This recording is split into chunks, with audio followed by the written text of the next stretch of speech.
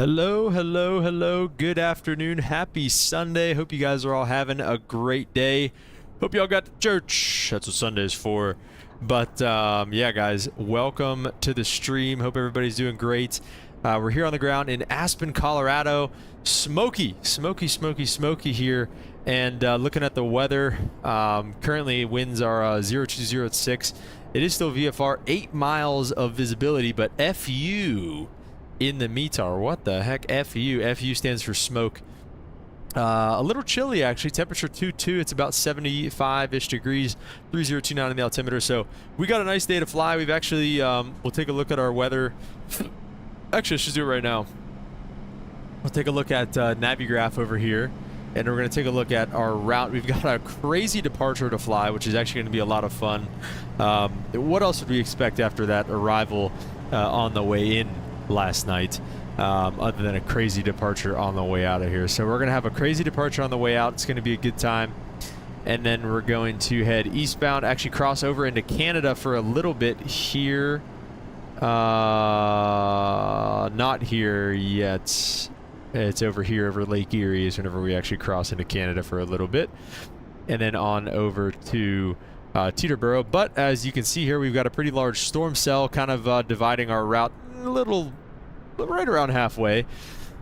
And actually some cells here. So what we'll probably end up having to do is go to the south of these. We'll probably go to the south of these and then kind of maybe rejoin maybe like a direct to PWM here, and that'll probably by that point probably keep us right where we kind of need to be in between here. We'll see how this cell moves as we go, but then we'll try to split this kind of right here, and then we should be smooth sailing all the way into Teterboro. Now the other thing too is depends, our cruising altitude flight level 390, those tops of the storms can get pretty high, but we'll see. We might be able to be above them anyways. We'll talk about the departure when we get there, but for right now, guys, let's start kind of getting everything loaded. We've got 7 people coming with us, I do believe, or 5 maybe, something like that, coming with us over to Teterboro today. So let's go ahead and get all of them situated in the back. We got the chocks on. We'll go the cabin door open. And we'll open up all the shades, which is so crazy loud. Let's get all these little lights on. Just curious to see if they really make like a difference. I don't even know where the lights are like at. But anyway. Okay, yeah, so we are going to just kind of start from the beginning here. We'll get our pilots on board, the first officer and I. Simbrief wants us to have, I think 5 people it was. Yeah, 5 packs with 275 pounds of cargo. So it's 3, oh, just kidding. Isn't there a way? I thought there was. Let's see, John and Julie are married. We'll go Dorothy and Rick. So it's 1, 2, 3, 4, and I don't know, they've got a kid or something. We'll see there. Okay, let's go with suitcases, and then we'll go to some fuel numbers here.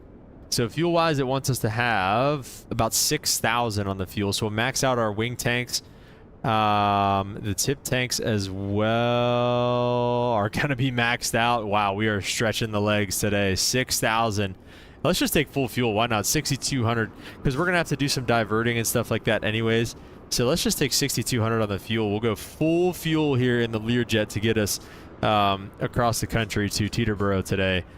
So we will do that. And that's going to put us probably really close. Yeah, our max takeoff weights, we're about 500 pounds under our max takeoff weight. So we are super duper heavy today. So we're going to be in this range right here. Takeoff trim settings. Oh, that's interesting. Okay, we'll take a look at that as well. But we're about in between 17,000 and 18,000 pounds. We're like 140 knots on the rotation speed today. So we're going to be eating up a lot of runway probably, which is not good here, and probably not have a great climb out either. Let's see, our CG's 20.3, so somewhere around like 6.5 ish on the trim, but we'll get there when we get there. With everybody being more or less boarded up back there, we'll start getting some things going here in the airplane. Much faster than yesterday. Avionics master can come on as well. Those can all stay off. Pitot heats can come on. Radio altimeter and autopilot can come on there as well. Inverters can come on. Stall warnings, those can stay off. We'll get the nav lights on. And that is about it, I believe, from all that stuff over there. Flight plan, we're going to Teterboro. KASE-KTEB. Let me see. I think I have a... Yeah, there it is. Okay, so let's take a look at our flight plan and see what we got. Direct Sierra X-Ray Whiskey VOR, SXW, Snow Eagle. Then Jessie, Jesie, Jessie. And then RLG VOR, Romeo Lima Golf. Kremling, alright. And then Lima Bravo Foxtrot VOR, LBF, North Plate. And then Zemet, ZMET. And Papa Mike. And then JHW, which I believe is the Jamestown VOR. JHW. There it is. Okay. So pretty long en route phase today, and then we've got the procedure departure. Leaving here on the Lins 1 departure. Lins 1 transition is going to be Lins.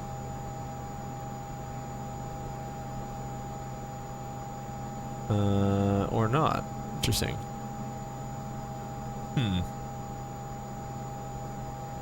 Well, actually, wait, let me see. Let's take a look at our departure, see what we got going on here. I think, yeah, Romeo Lima Golf would be the transition out, I guess. It just has it weird in the flight plan. We might have to make some edits in there. Procedure then going into Teterboro, the Wilkes-Barre 5 arrival, which is, I think it's LV, I think it's that one. It's the LVZ5. LVZ5 with the transition of JHW, Jamestown. And then we'll load that up as well. And then for a runway, we'll plan on runway 19er in Teterboro, which looks fine lengthwise and everything. And approaches into runway 19er. They have an ILS, they have an RNAV. Let's try to shoot an RNAV today. We haven't done an RNAV in this thing yet. That's an RNP. We don't want that. Just want a nice classic LPV. I think this RNAV Yankee.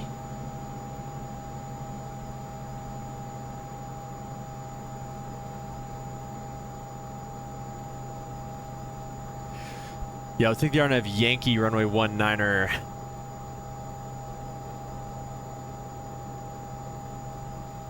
RNAV Yankee runway 19er, and from Strad, that's fine.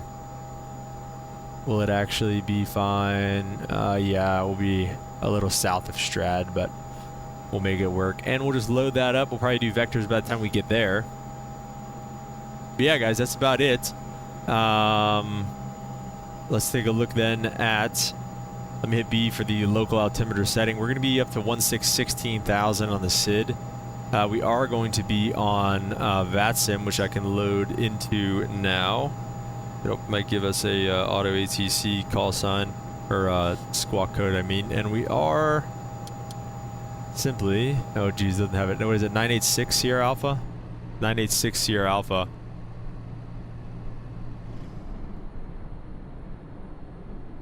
And a beautiful paint job here. It looks, this reminds me, this is a very Colorado-esque paint job, I feel like. 3427 on the squawk. 3427, and we'll turn it on and enter that. And okay, so no ATC for now. And then I need to do .CTEF case is 1885 118850, and I'll put that in there, and then I'll do 122.8 for the CTEF. Okay, so with that being said, let's go over our departure a little bit here. So we're going to be departing off runway 33, and we're going to take a look at, we're going to pull it up on Navigraph over here. The LINS 1 departure. So initially, we're going to climb on a 343 heading to 9,100 feet. So we're going to bug up 343. That's about 343 right there. It's 330, 340, and then in between the 5 there, the 5 tick. And then the course on the outbound is going to be 303. Eventually, once we get there, we're going to go VOR navigation because we're going to be flying the back course on this departure procedure here.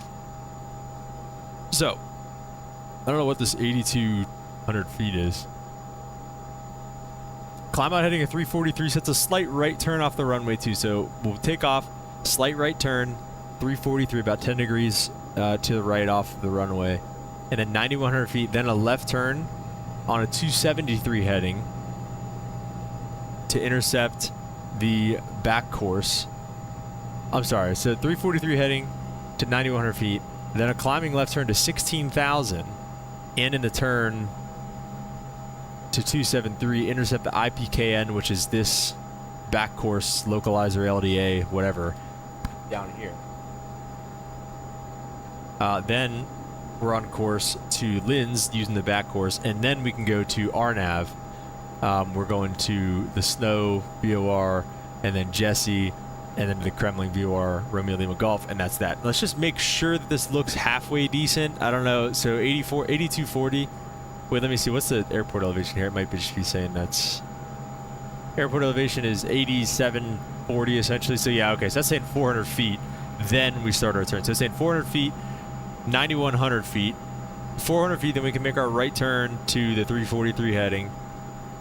Then we go to 9,100 feet, start the left turn to 16,000, intercept on a 273 heading, intercept the back course to LINS, then Snow Eagle, then we can go to RNAV navigation, and then kind of just come through to Kremlin. Yeah, see this stuff here.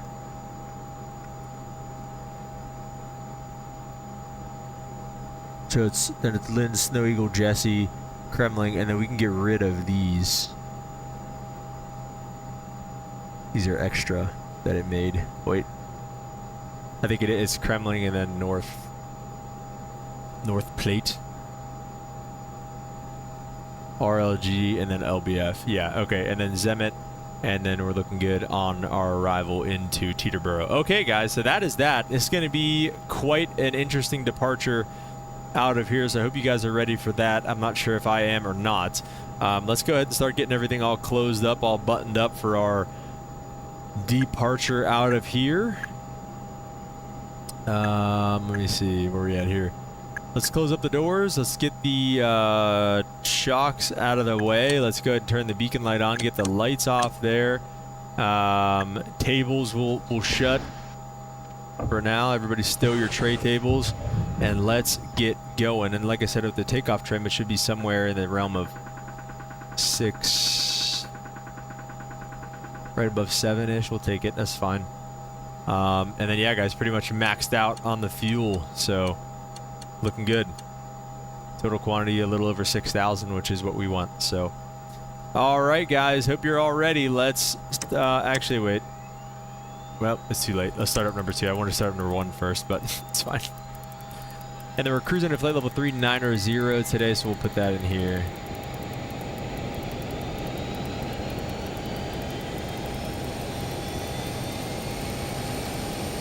Something like that. Introduce fuel number 2.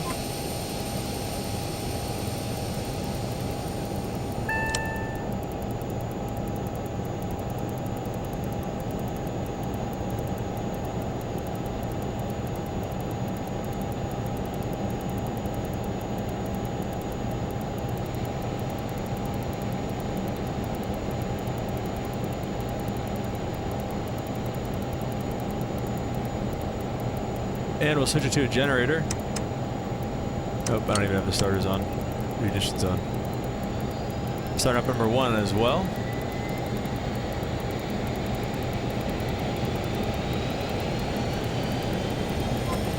Introduce fuel.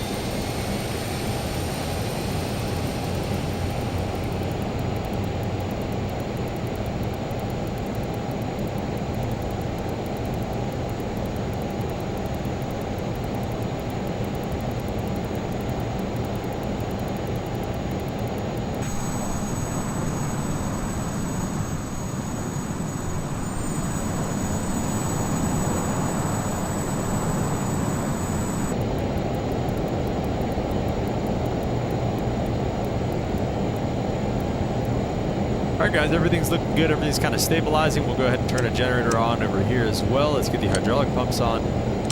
Taxi lights can come on, and I guess recogs can come on here as well. Ignitions can stay on. Everything looks good.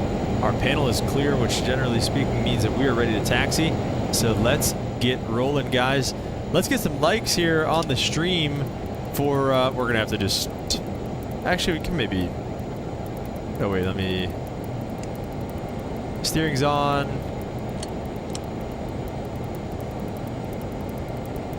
And we're heavy, it might just need a lot of juice. Yeah, it literally just needs a lot of juice.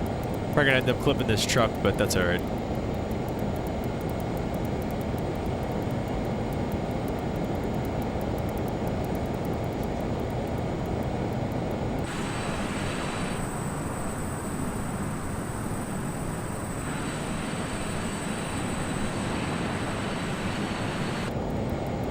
And then to head on to runway 33 is going to be a left turn out of here. Aspen traffic, Learjet, November 986 Sierra Alpha, taxi runway 33 on Alpha, Aspen. Let's get some likes for the crazy approach from last night and then into arguably an even crazier departure today. Let's go flaps 8 here as well. Arguably an even crazier departure here today, and a crazy long flight, and definitely maxing out the Learjet on this one here. We're going full fuel. Like I said, guys, get some likes on the stream for that, and let's have a great time today. Hope you guys are all having a great Sunday. We're gonna take autopilot pretty much as soon as we can, I guess. I don't know, we'll see. I might try to hand fly it for a little bit instead of messing with the autopilot, because I mean, I know everything I need to do in my head.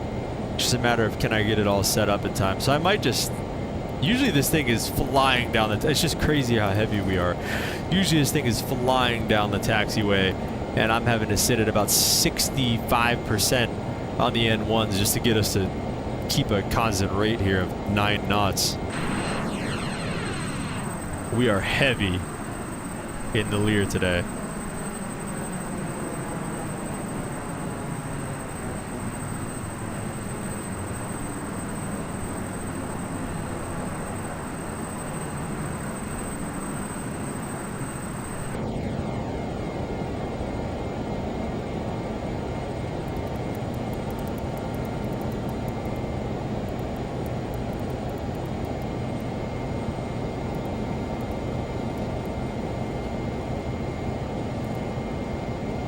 So again, we're on the 343 heading right after takeoff, so 400 feet.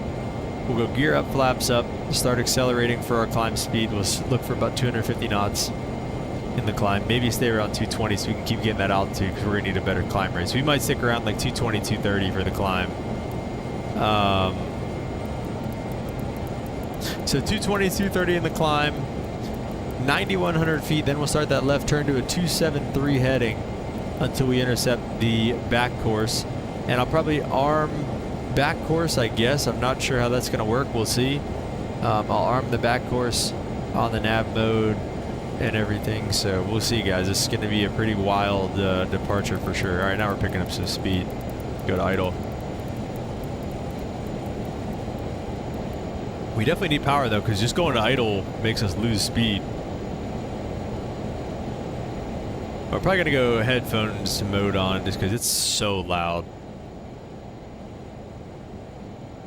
Maybe not for departure. We'll leave it on for departure. How about that?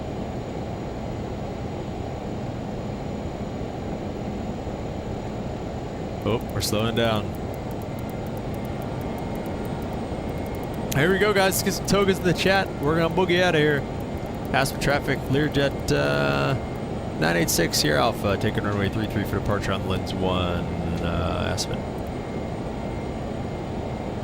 We'll get all of our lights on, ignitions are on, and just like that, guys, we're pretty much ready to rock and roll here. We are going to do a standing takeoff just because of how heavy we are, and like I said, we're going to be trying to climb pretty good out of here, rotating around 140 knots, which is pretty crazy for this jet. Oop, that was a terrible lineup.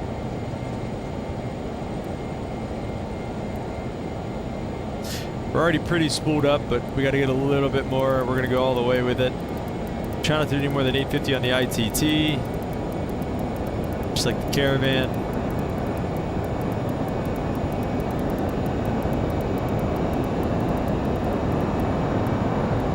Alright, we got more on the left than we do on the right. Power's set.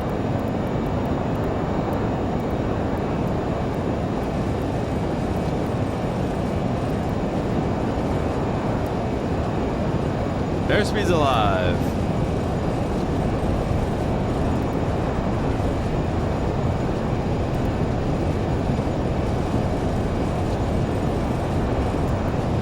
Come through 100 knots.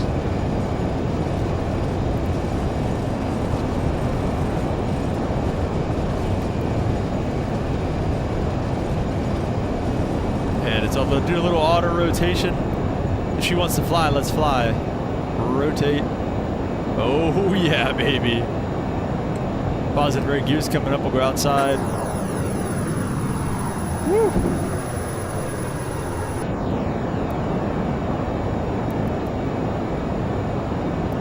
Then we'll go flaps up as well. All right, here we go. Slight right turn. Give me heading.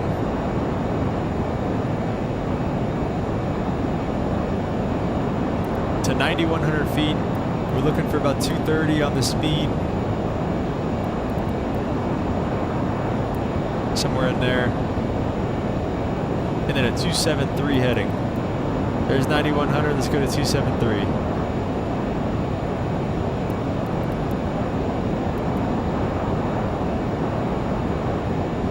Somewhere in there-ish.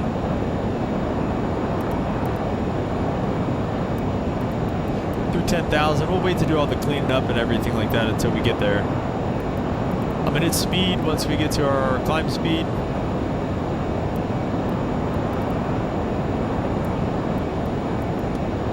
Go speed hold.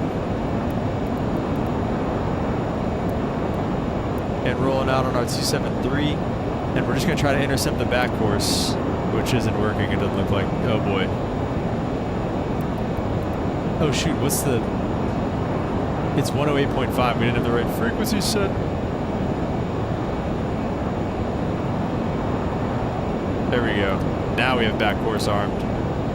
Nice.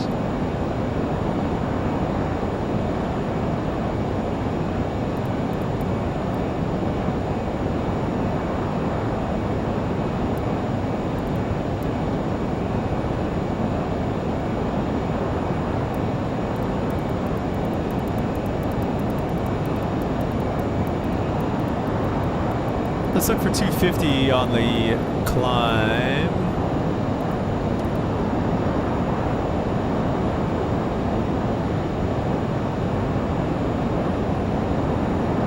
There's 250. We'll go speed hold again.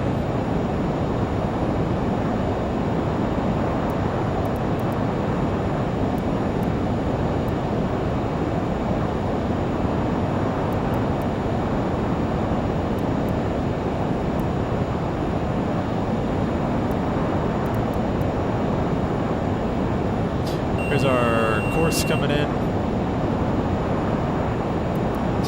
We're 1,000 to go to 16,000. We're going to keep the climb coming.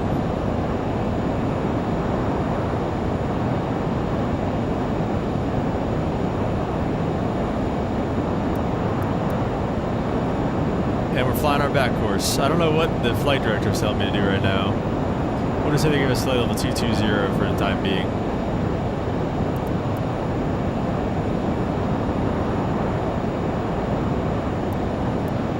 And then we're flying out this back course for now.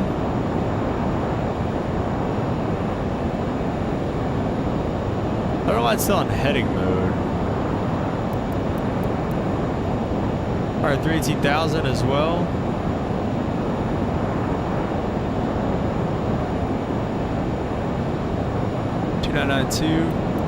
And let's go autopilot on. The rest reversers can get disarmed for now. Not too sure where the autopilot's going there. We'll get our headset mode on here as we climb out. I think that went really, really well. We can get let's get our lights off and start getting cleaned up. After all of that, we'll get our landing lights off, our recogs off. And we're climbing up to flight level 390 they gave us. So really, like I said, I'm just on heading mode kind of for now until we go to nav mode, and I missed the turn to, where are we going here? What is it, Snow Bunny or something like that. Go direct, activate direct, and we nav mode. And it's a 30 or 040 course. Other than missing that turn just now, really not bad at all. That was actually pretty solid, I feel like. 390 on the cruising altitude today. We got 2990 set once, or 2992 I mean. Twice and 3 times.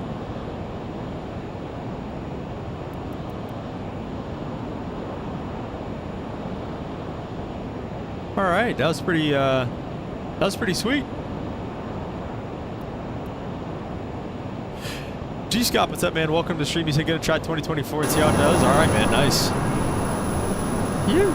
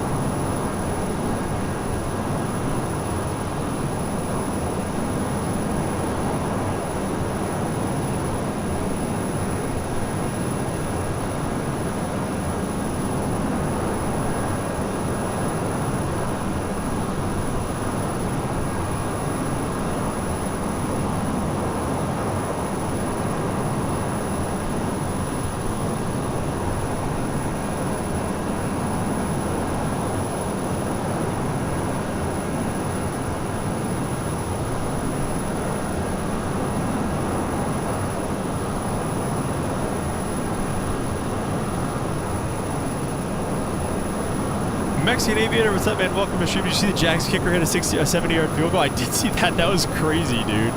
Good for him, though. That was unreal.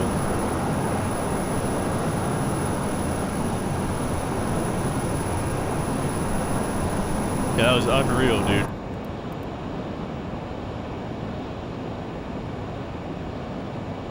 All right, so what we're going to do here is we're going to... Ooh, it's altitude select. We're going to lower the pitch a little bit here so we can get some extra speed. We're going to look for something around like 0.75 if we're in the Mach range already. Which, I don't know, that might be a bit more. Well, yeah, I mean, that's about right. We went like 270, 290. We're going a little slow for now anyways, so. Alright, just doing this thing where we have to do this. Doesn't count for the record. Yeah, is it just because it's the preseason? Which sucks for that guy, you know?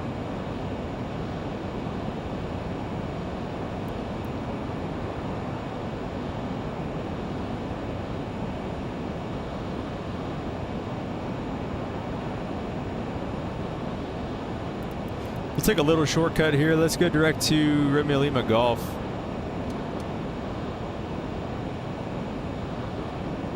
And we'll look at the on-course heading for that 046. Oh, it's the same thing. Currently watching the Bears game. Nice. Mr. Emirates, what's up, man? Welcome to the stream. How are you doing today, sir? Happy Sunday to you guys.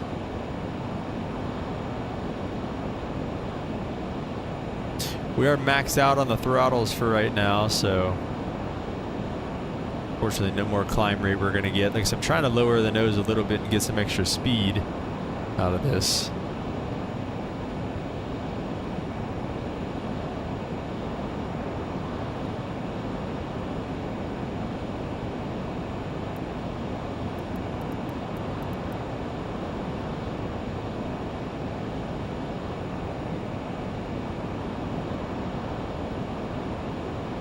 What do you guys, anybody out there have any subscriptions to these streaming services and stuff like that?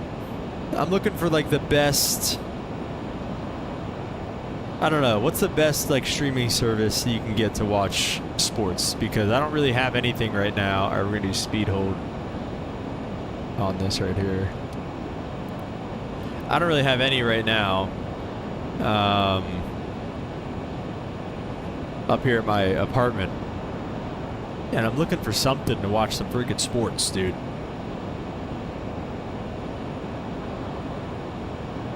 And they took Stream East away, so I'm cooked. I see a United 1912 flying a 757 here on VATSIM. I always get so jealous whenever I see a 757. I'm like, oh man, I want a 757 so bad, dude. That'd be so dope. ESPN subscription. Mr. Irma said I went to a canal party, block party essentially, and very tired from swimming and running all day. Hey man, that's what we're meant to do. Swim and run all day. That's good stuff, dude. Congrats. I use Stream East, worth the risk. I thought they took it down. You can get the Hulu and ESPN bundle too. Whenever I search Stream East, it doesn't come up anymore. So wait, where is it then?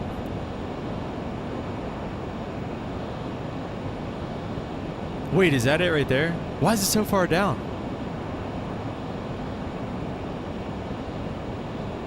There it is.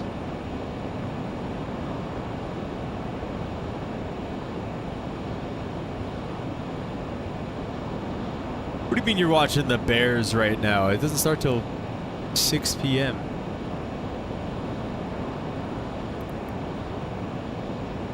Get an ad blocker though? Fair.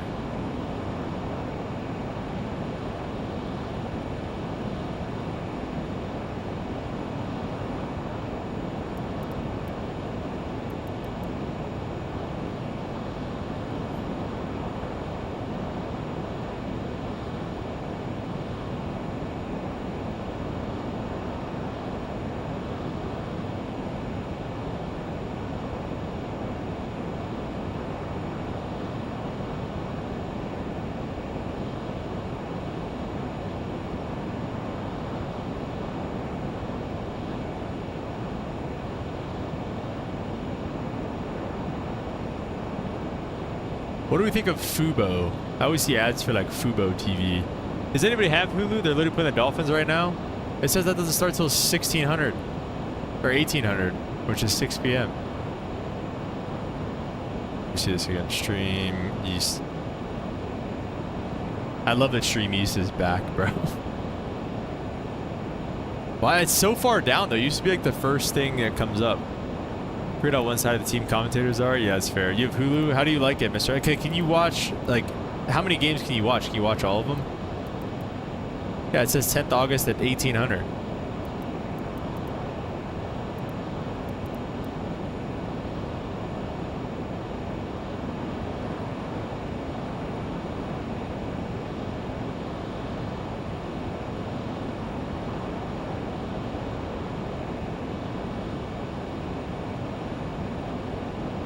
So we got climbing really fast. So the Mach must have, I don't know what the heck happened with the Mach there, but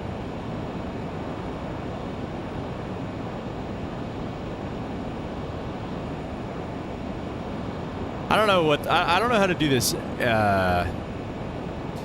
airspeed indicator yet. I don't know how, like, I don't know when it changes. I don't know when to change from using knots to Mach. And then also, like, the Mach is, like, always moving on you. So it's like, are you on the right one? Maybe not, dude, because it is, like, not working.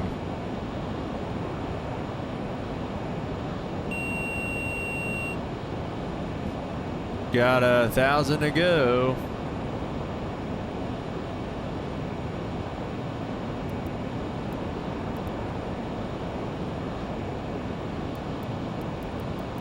I don't know, it might not be worth it right now. We'll look at it later. Let's see, what's Hulu got?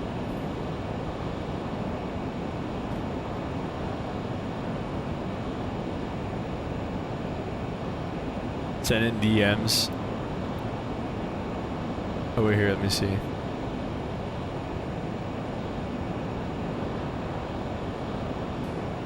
It gets you ESPN Plus, Disney Plus, and regular Hulu.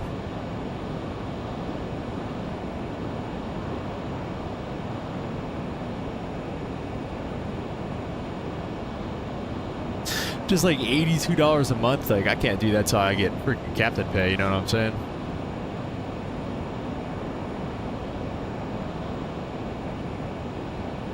Does anybody have YouTube TV? How's that? It looks like we're leveling off here. Altitude is capturing, and we'll have to mess with our throttles here so we don't overspeed it. Probably not by too much, though, usually. Bro, I'm just trying to put my slipper back on. It's running away from me. There we go.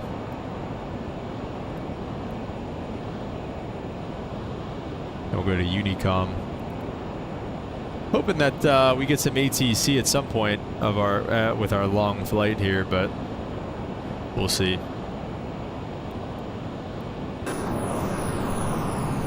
You. This Lear is a sick freaking airplane, dude.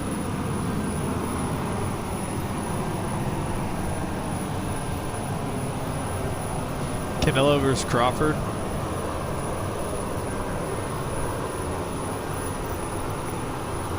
Is that a UFC fight? I'm not a big UFC guy.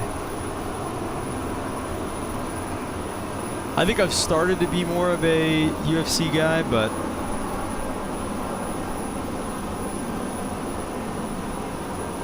yeah, I can't do, even YouTube TV's $83 a month. Yeah, I can't. That's captain money, bruh. We'll get there when we get there. I'm just gonna have to suffer not watching any games anytime soon.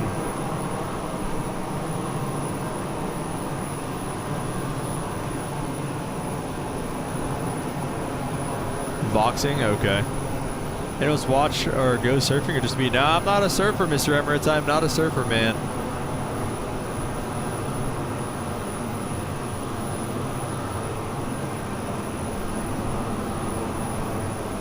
Not really like a skateboarder or anything like that either, so. Just never really got into it.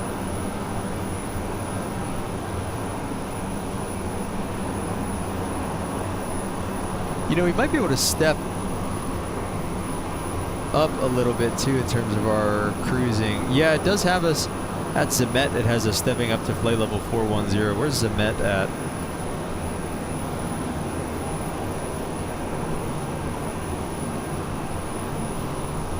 Zemet is like halfway. It's less than halfway. It'll be like right after we get to our first storm cell. So we're gonna have to keep an eye on the weather radar for sure because it's out there.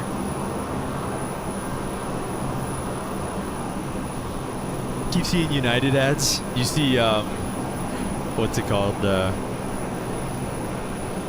My Layover Life. Is he on there?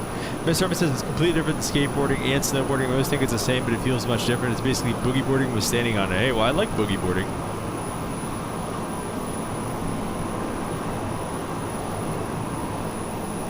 Big boogie boarder over here. Oh yeah, look at that. We are riding that barber pole, baby.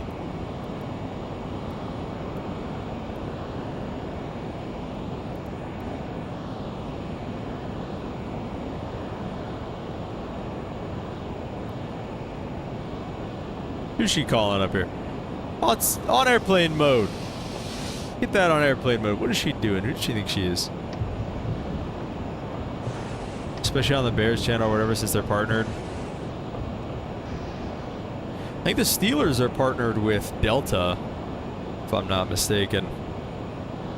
Because they usually use Delta Charter.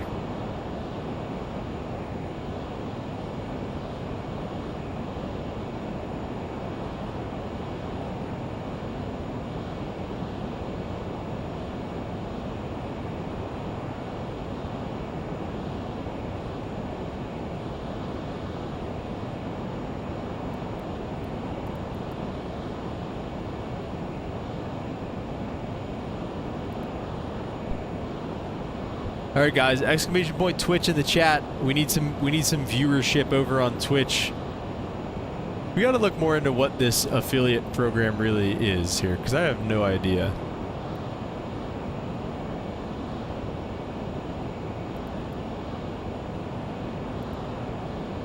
Thing is, we need to average 3 viewers on Twitch.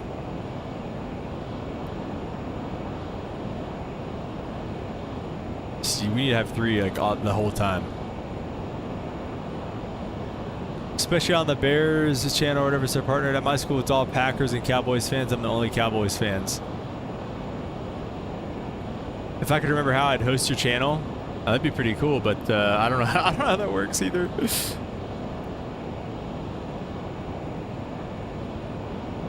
All right, let's see. So why should I be an affiliate?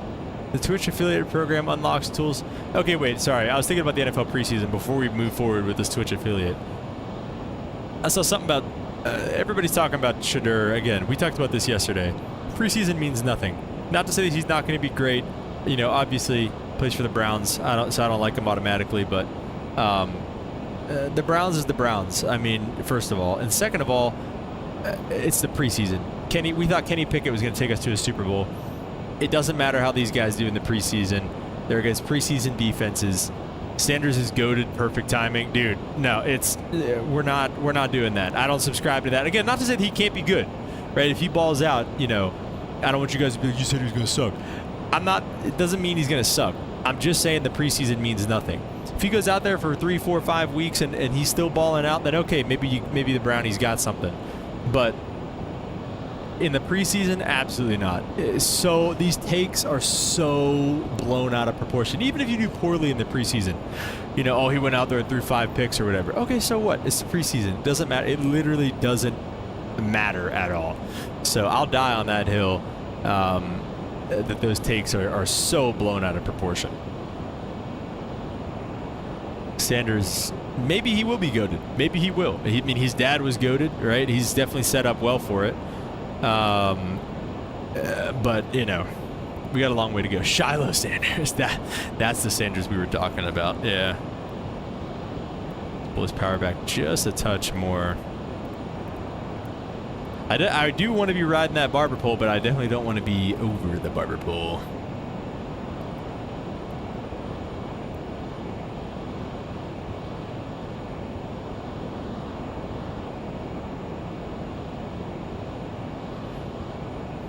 All right, so Twitch affiliate programs, unlocks tools, level up your community. You can monetize your content on Twitch.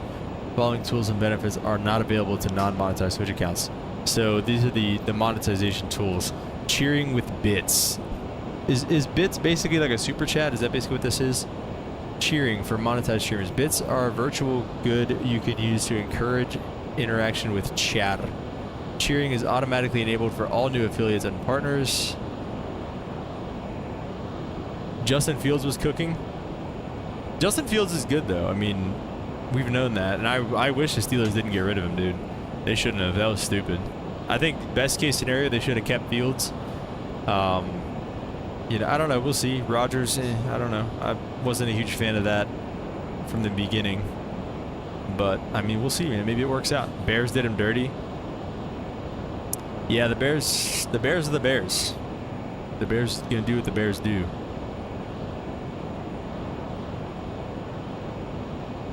All right.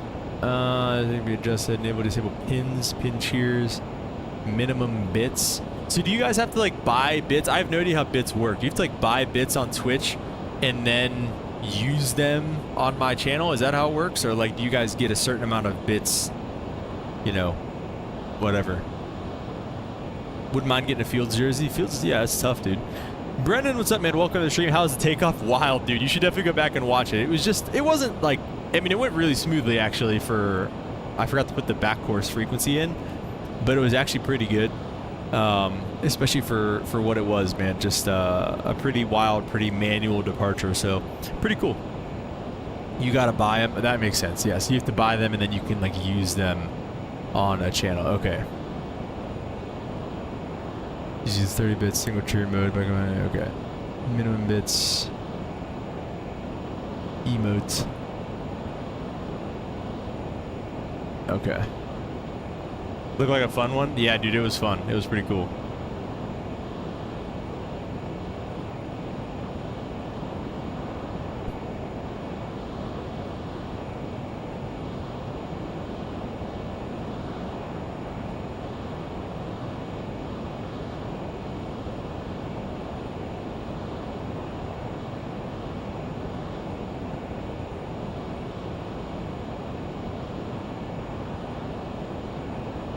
Okay. So that's bits, I guess. And then subscriptions and ad revenues.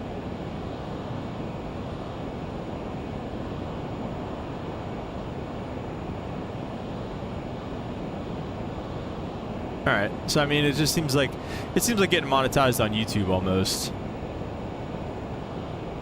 I forget how long preseason is. I think it's like what, 4 games, 3 games, something like that. It's not long. Can we do that Sunday night? Oh, dude. It's unreal.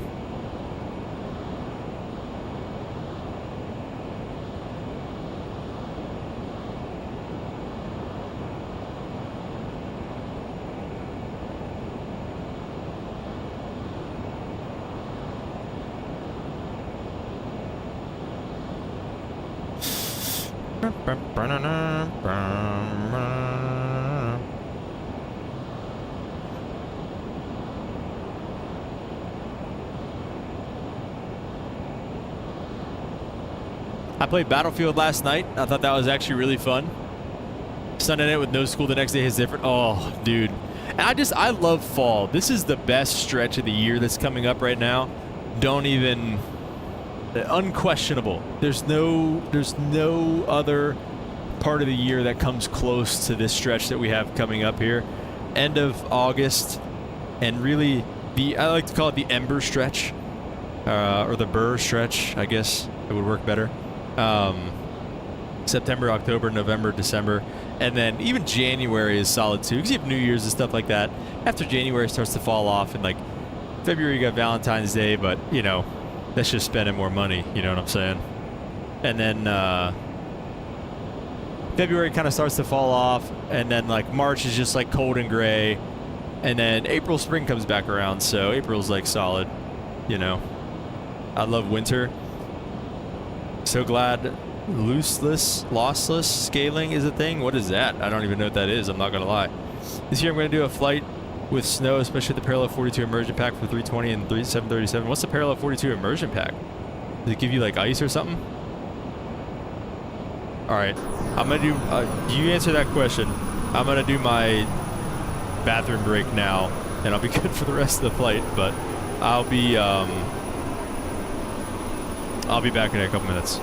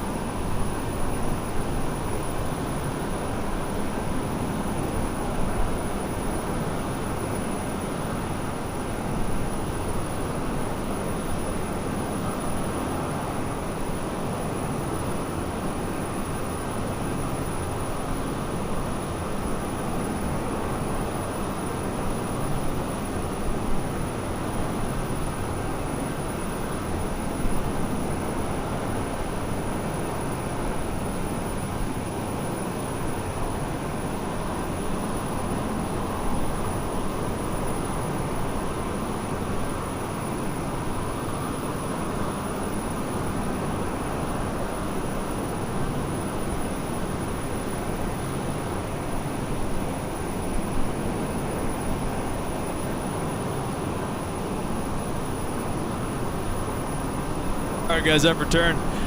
G-Scop says lossless scaling is essentially a frame gen. GPU scaling program allows me to force feed my game with frames. Ooh.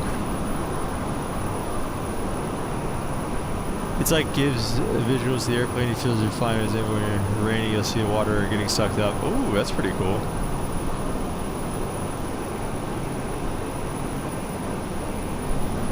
Dang, you're getting 140 frames? That's crazy.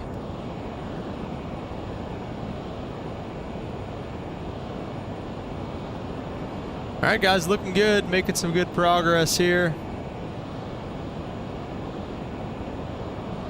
A few hundred miles away from our first storm cell of the day.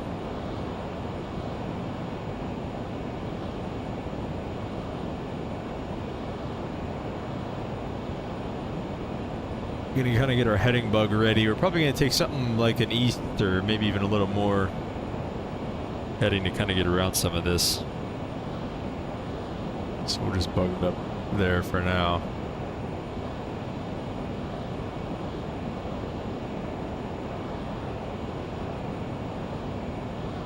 Yeah, absolutely loving this airplane, man. This thing is sweet. And it works for basically any game. What kind of graphics card do you have? It's like $3 on Steam. Oh, really? What's like the drawback? Like, is it like hard on other stuff or what?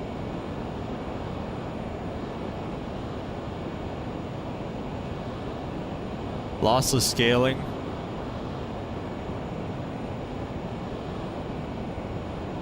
Like, what's the drawback?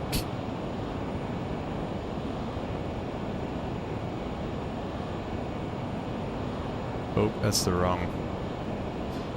Not as far as I've noticed, and I have an RTX 3080. So I have an AMD card. Does that... Or wait, RTX... Well, yeah, because I have an RTX 5600 XT, right? I always forget. I'm so bad at this stuff. Yeah, or I have an RX, I guess. Is that the same thing?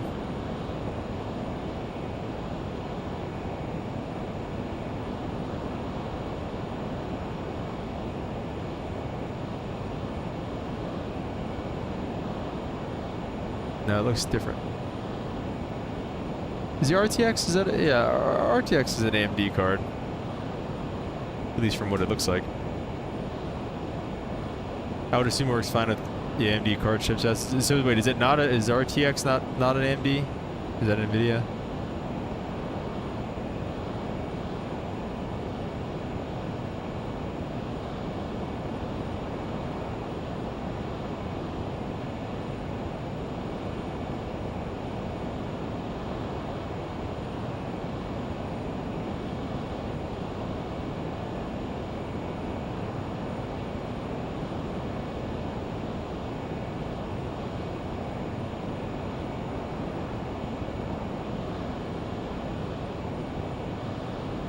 Does it make your game look worse?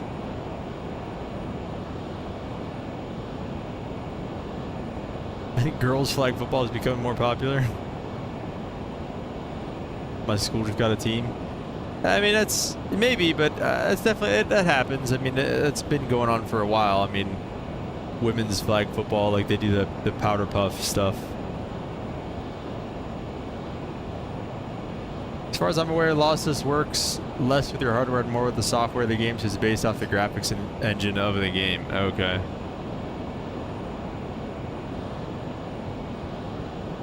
Dang it, I keep grabbing the wrong one.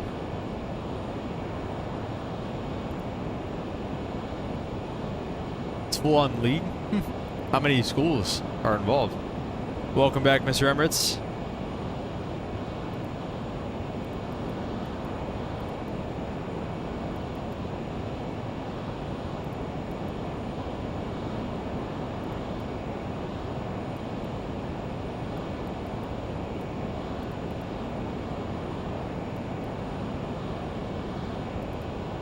Hundreds of clubs and sports.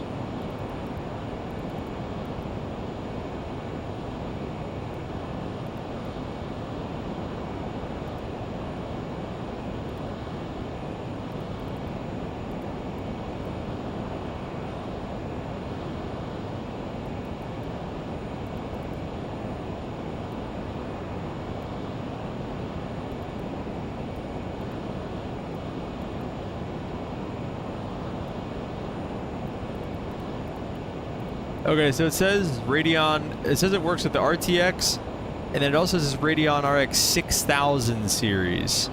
So I don't think I have that, right? Because I have a 56.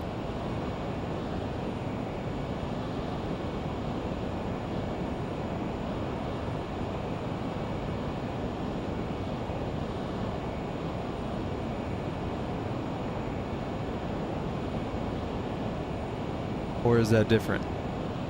Maybe I do have one. I don't know.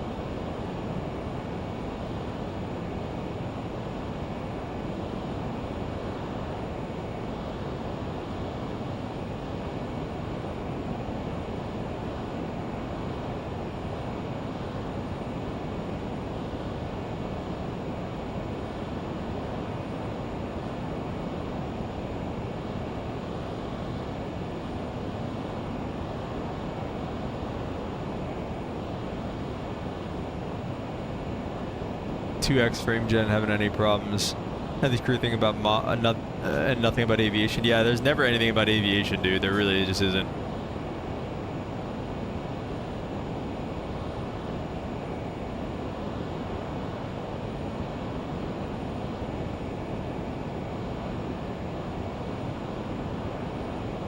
Well, maybe I'll add this to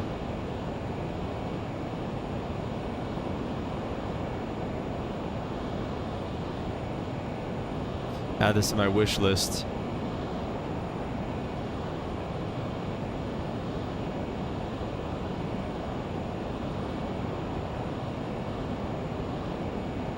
Next time you should pull up, show off the Caravan. That'd be dope, dude.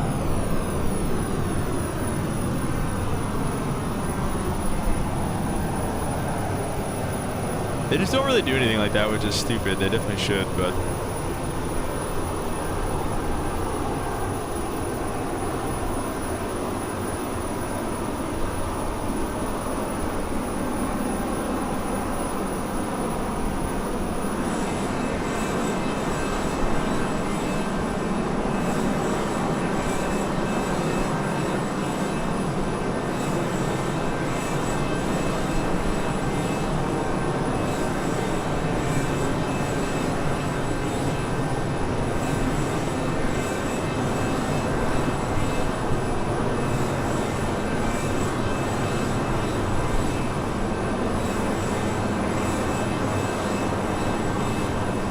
The weather looks like it's definitely dissipating.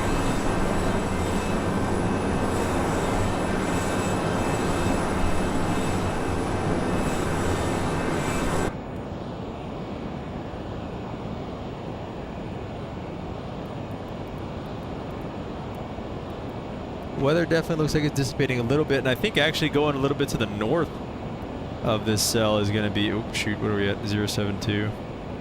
Going to the north of this cell actually might be kind of the best thing for us. And again, if it keeps dissipating by the time we get there, it might even be better, but this is kind of what I'm looking at over here. So I was going to go to the south, but it looks like it's kind of moved a little bit and also dissipated, so we can kind of just, by the time we get up here, we'll just go whoop, right over to the north, and then probably, like I said, we'll probably skip Zemet and probably go straight to Papa Mike at that point. And then maybe by the time we get in here, go a little bit south if we have to. And then again, probably same thing, probably skip Papa Mike and then go straight to Jamestown. So, and then once we get around Zemet, or where we should be, we'll go up to flight level 410 as well. Aviation Club, we get to fly on the full motion Redbird sims at the airport. We do a lot. Dang, bro, that's so cool. Yeah, there was nothing like that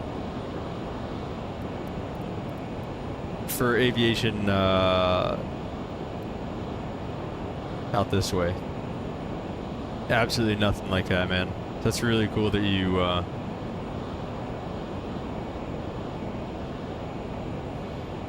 have that opportunity.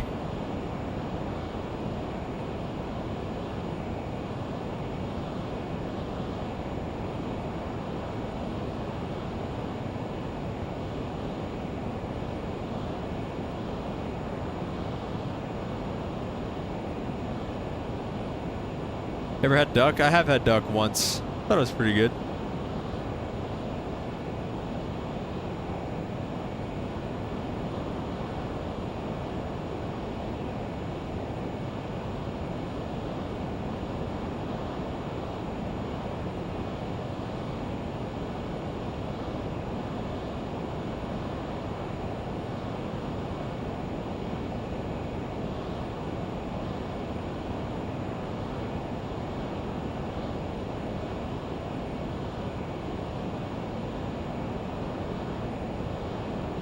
Is it good? Yeah, I mean, I think it wasn't... I forget exactly what it tasted like. I mean, I think the stereotype, oh, it tastes like chicken is pretty true.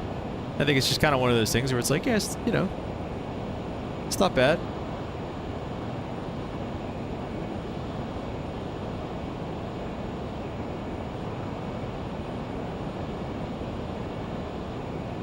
Oh.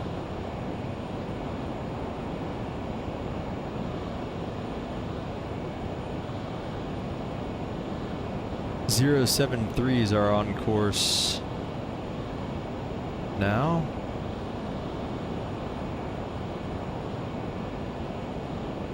This thing is so classic, dude. This thing is so cool. Oh, let's put this iPad away. Did I ever turn the seatbelt signs off? I meant to.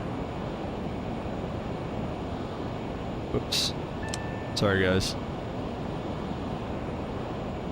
Not that they can really go anywhere anyway. This plane's so tiny.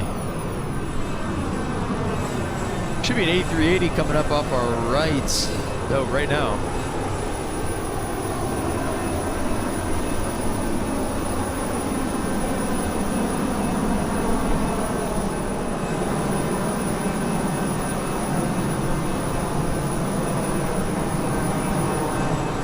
See how close we can get to it.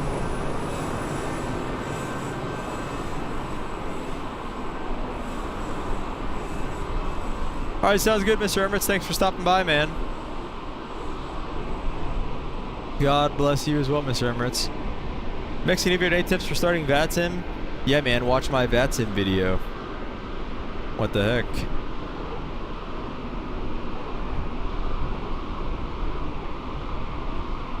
Nah, but really, I mean, honestly, dude, my best tip for starting VATSIM is just do it.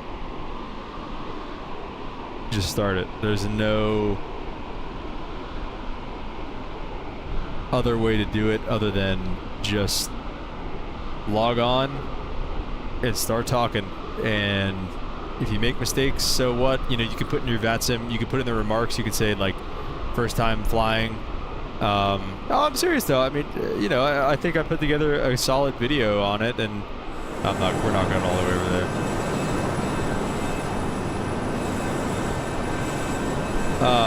I think I put together a pretty decent video on it. I think it's helpful, you know. I think that's the biggest thing is that it's, I don't know. Anyway, though, I mean, it's just start doing it. Just log on to VATSIM, and again, like put in the remarks, say, hey, like I'm new, it's first VATSIM flight or whatever. Or like, you don't even have to say, maybe say first flight on your first flight, or just say new to VATSIM, or even just leave first flight in there for a few flights, you know, just so they have really low expectations for you, and they'll help you out with stuff and not give you any crazy instructions, hopefully. So yeah, I think they make you go through a training now. Yeah, they do. I just don't want to get yelled at by an old dude. I mean, first of all, there's not that many old dudes on VATSIM on the ATC side of things, and second of all, I mean, it's gonna happen every once in a while. I mean, like I said, I mean, I do this for work. I do this. I get paid to fly airplanes, and we got busted in JFK that one time for not picking up the ATIS and shutting down the whole airport. You know, so I mean, it's gonna happen. You're gonna do things like that. Hopefully, you won't do things like that, but you know, that type of stuff is gonna happen, and it just is what it is. Like, you're never gonna do everything perfectly, so you can't. Don't let that be the reason you don't sign up for VATSIM. Just do it. Like I said, it's fun. And then also, like 90% of the time too, like right now, we took off with no ATC, and we're probably gonna go all the way to New York with no ATC. I mean, we'll see. Maybe like New York Center will get on maybe later on, but like we've got a ways to go.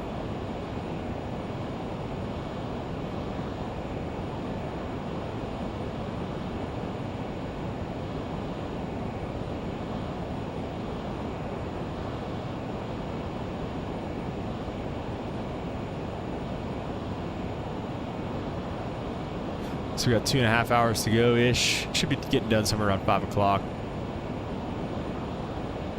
A little after 5. Did the training and test. I just need to build the confidence to do the flight.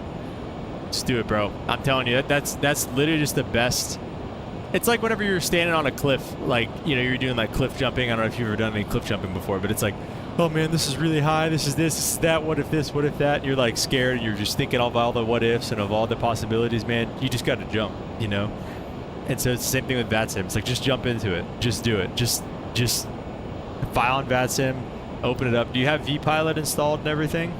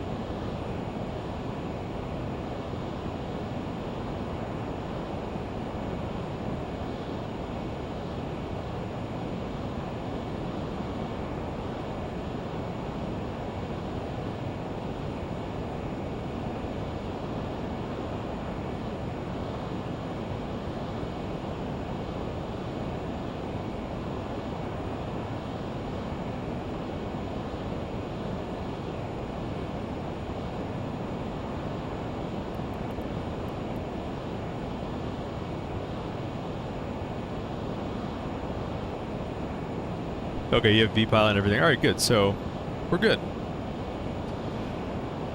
Like I said, man, just do it. The only way.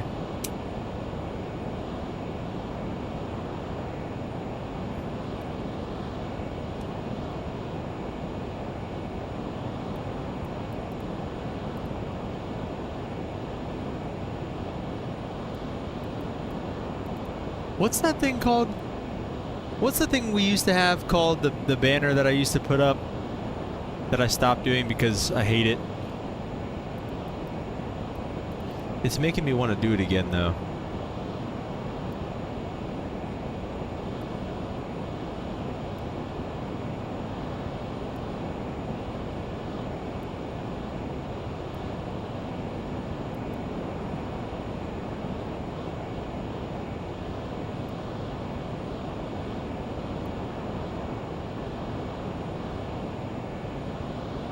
Fly Live Studio, that's what it was. Yeah, there you go. It's not something that I really am into now, but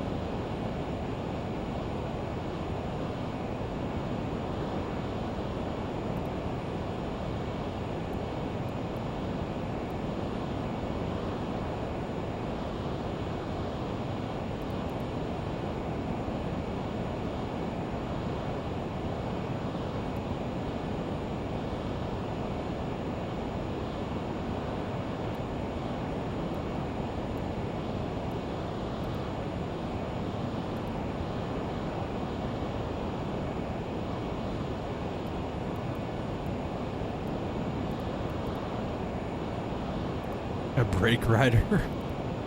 What is that? What is a brake rider?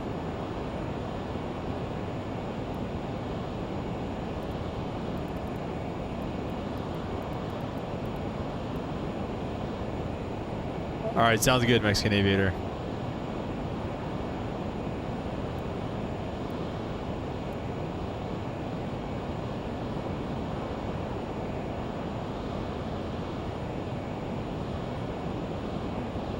Excuse me if you heard that.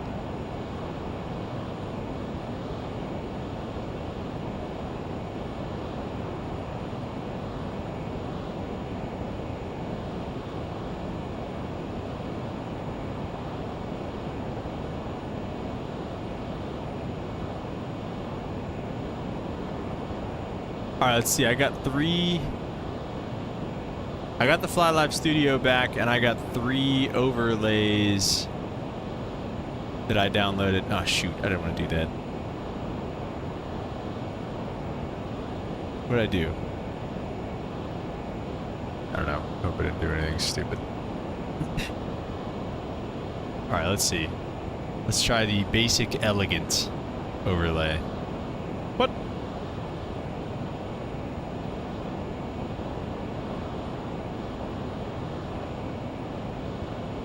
Okay.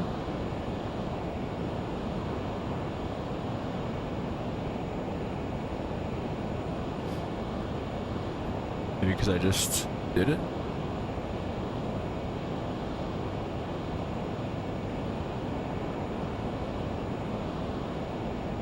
That's kind of cringe, actually. Kind of hate that.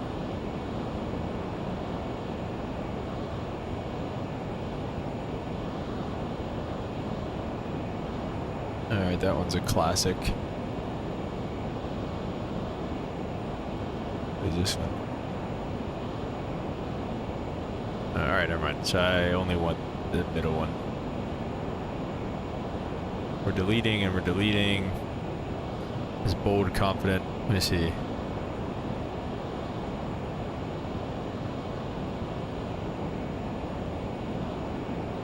Huh.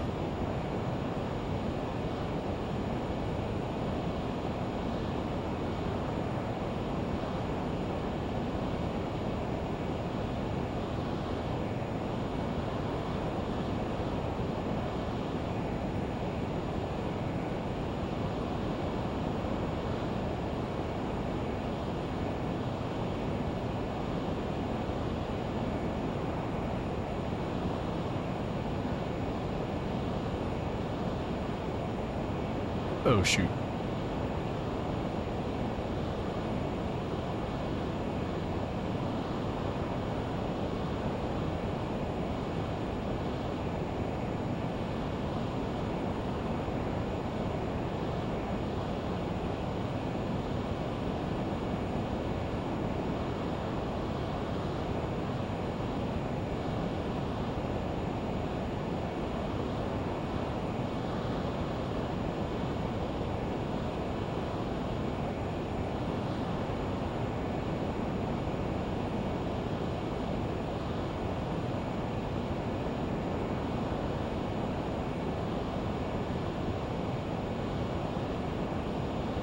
Oh, here we go.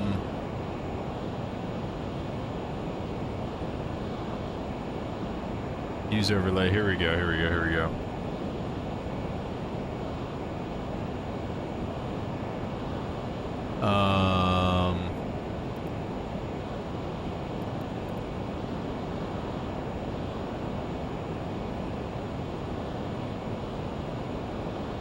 Browser, and that's what? Live. And it's 20 by 1080, I think. There you go. There's.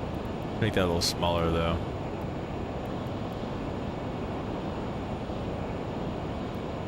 Be like. I don't know. What's another? Oh wait, it's showing. I don't necessarily want it to show FPS like that.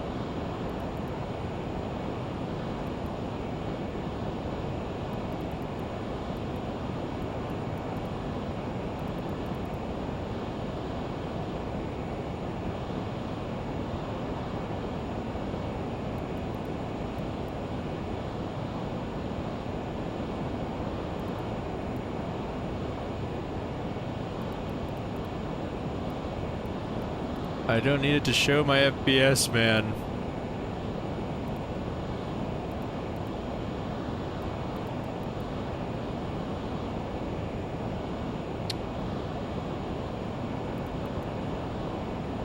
What was the...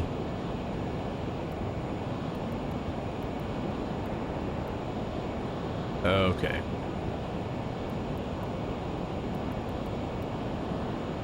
Okay, that didn't work either.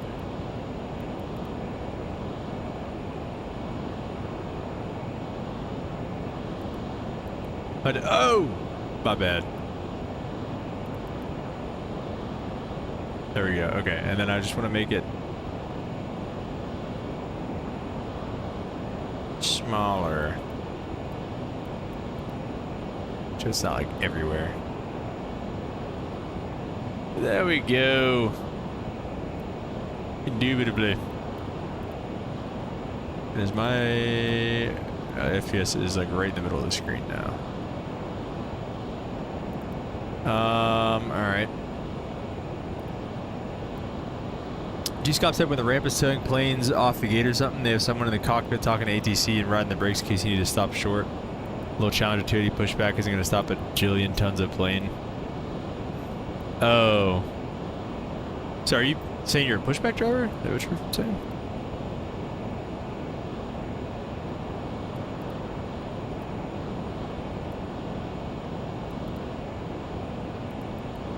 Can I get this? Can I delete this? Oh, great. Look at that. FPS, here we go. Delete. Save. So if I save this, then use this, then Control A, Control C, fly live, Control A, Control V, at 20 by 1080. Let's see, how's that work? Nope. Okay. Used to be a ramp agent in Boston. Oh, okay. I gotcha. I gotcha.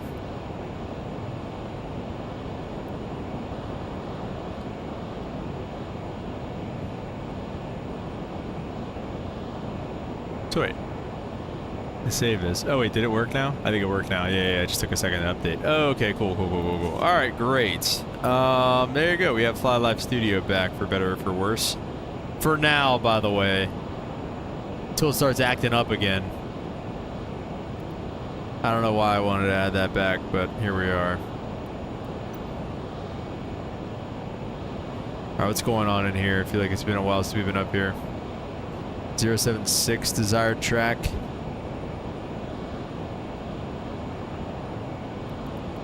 Oh, we literally just outflew Denver Center. They just came online as we're like leaving their airspace. Awesome. Getting pretty close to this cell that's up here, all this weather here.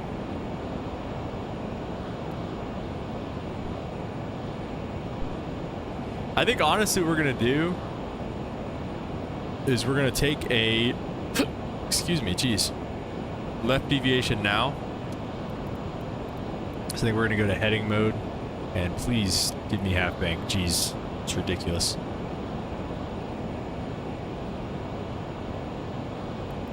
And we'll start with a 060, and we'll see that might get us around everything there.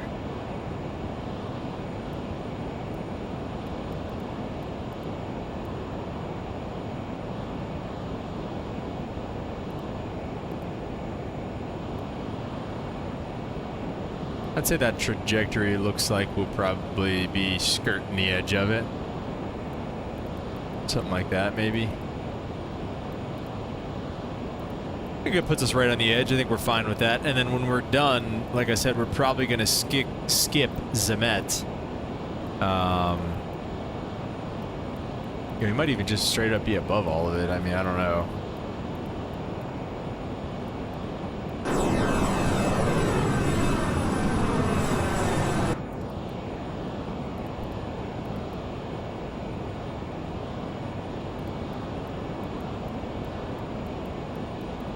We may literally just be above all of that, except for like this thin layer anyways. That's what I'm saying, like, I don't know, in the sim versus like the real world, like it's so hard to tell what's actually happening with weather. Like, you know, this is at, I mean, let's see, I can probably tell where the cloud tops are actually. There's like the,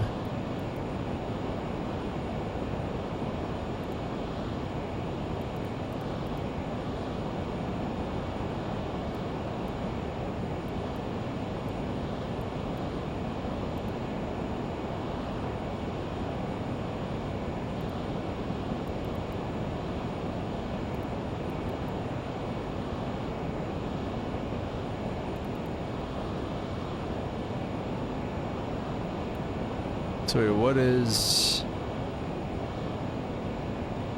it's like dark purple. So is that like 0 feet? Is that what that means?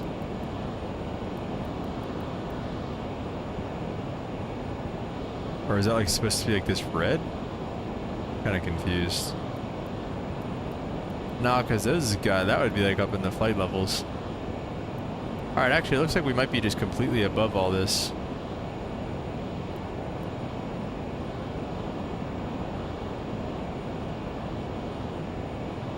Again, except for like some of this stuff right here, which is just some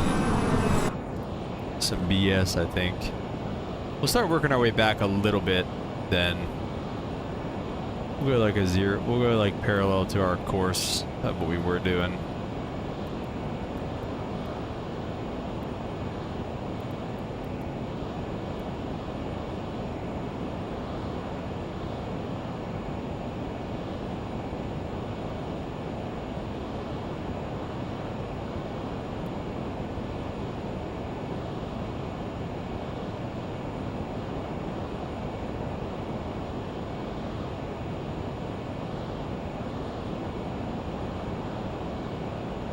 Is there a way I might be able to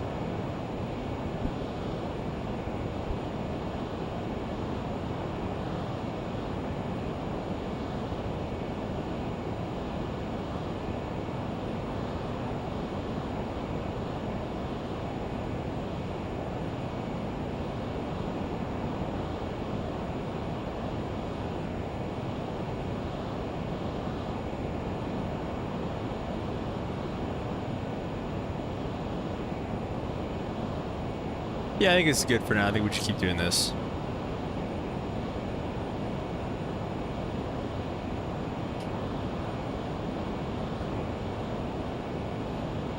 Looking good, guys. Looking good. Like and subscribe if you haven't already. We'll do verse of the day here in a little bit.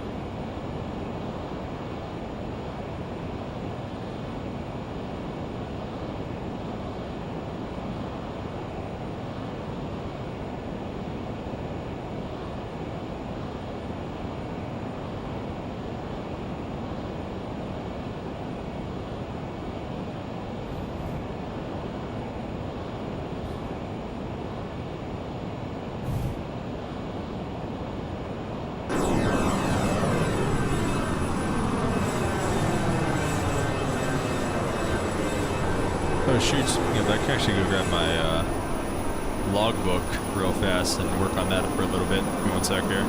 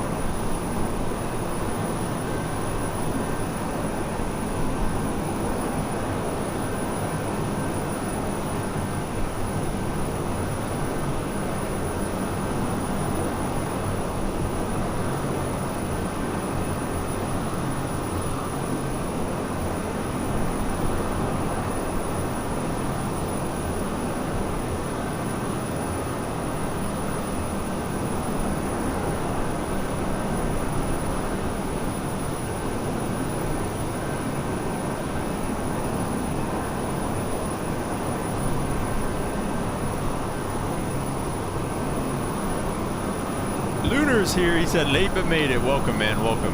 How you doing?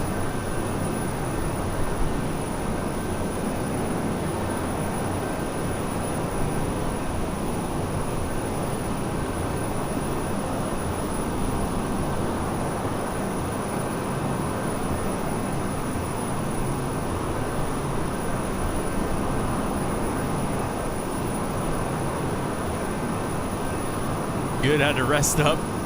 I was just saying, what were you doing? What were you doing last night? I was playing freaking Battlefield, bro. For a little while, anyway.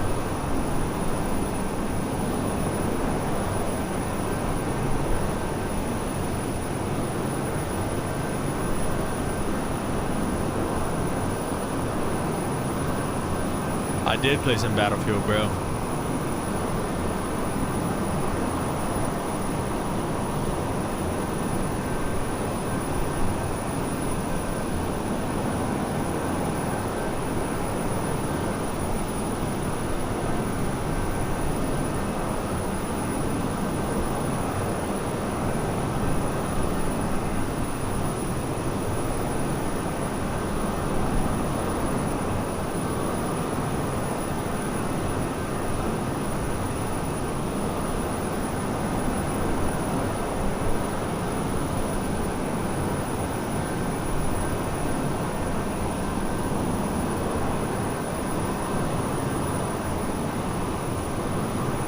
Same went to bed at like 2 a.m. I was like, what am I doing?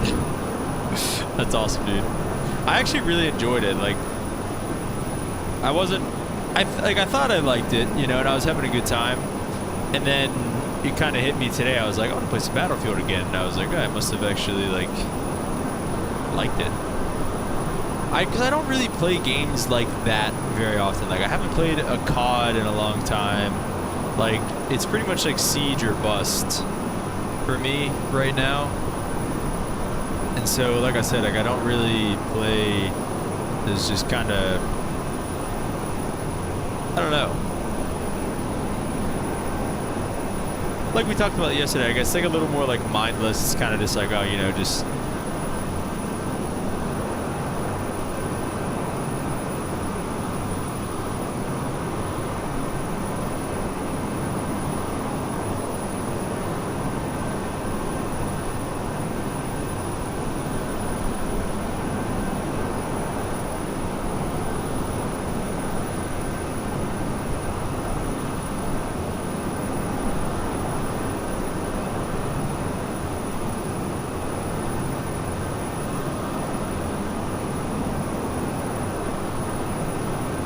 play Ghost Recon, BF6, and Flight Sim. That's about it. Yeah, I think we'll see. We'll see how much we still play it and stuff like that here over the next like few days. Whether or not I'm going to make the investment of buying it. And it sucks that it is an investment. You know, I wish it was a little more. I mean, $70, jeez. But it is what it is. All right, let's just go back to Zemet. I think we're fine. I think we're pretty much above all of this weather. And once we do get to Zemet, we're going to climb and, oh shoot, yeah, how about nav mode? We're going to climb and maintain flight level 410. Flew from Teterboro to the Bahamas yesterday. It was lovely. You're out, saw some thunderstorms and everything. Nice, dude. Last year I played football without getting a physical. Nice, dude. Riding yourself out. Butter landing and all. I'm feeling proud. Nice, dude. Yeah, you're getting good at landing the 750, huh? Or the, yeah, 750, I guess.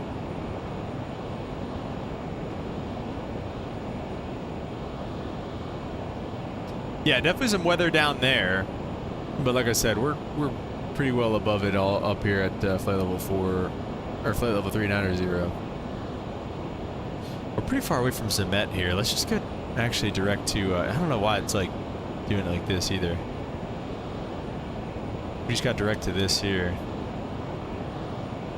Ooh, what's it doing? Yeah, it's a little better for us, I think. Just kind of skip Zemet. Go direct to Pullman. What is that VOR? Yeah, Pullman. Got mine by the keep emailing me to get it done. Fair enough, dude. Yeah, they don't like it when you don't get it done. You flying on VATSIM? Yep, Lunar. We are November 986 Sierra Alpha. 986 Sierra Alpha on VATSIM.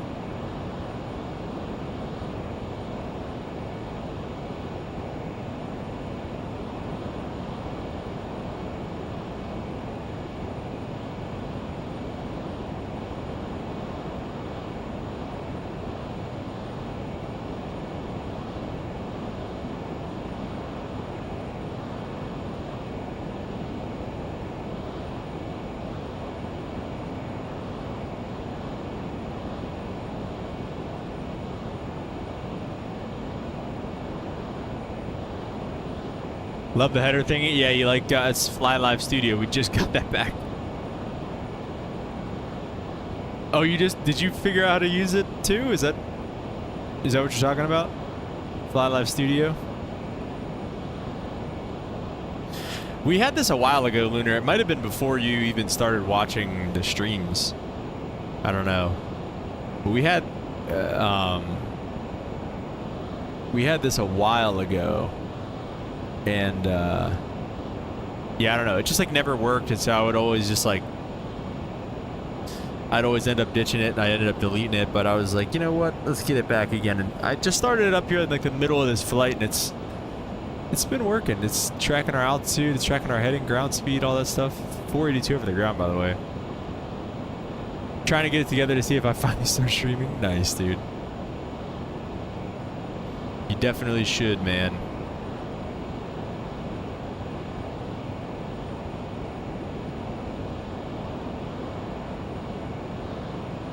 Ooh.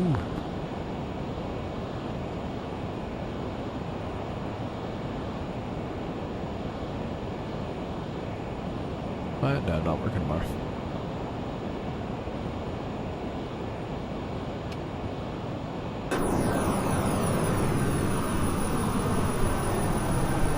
I like this library too.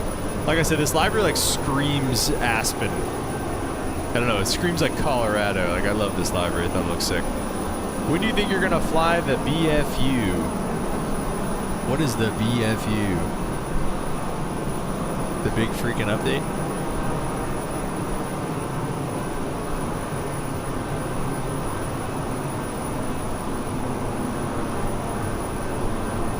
Big Phoenix update? I think I have it updated. You know, I was thinking about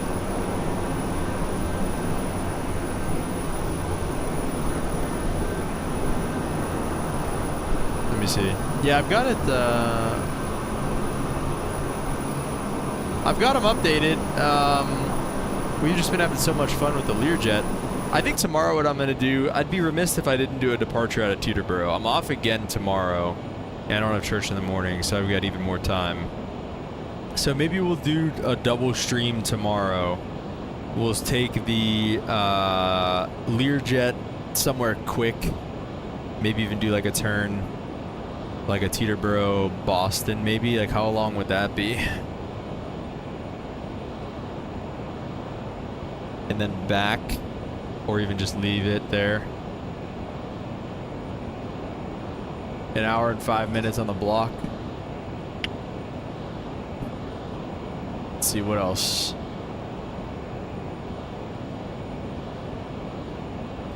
Yeah, like an hour, yeah.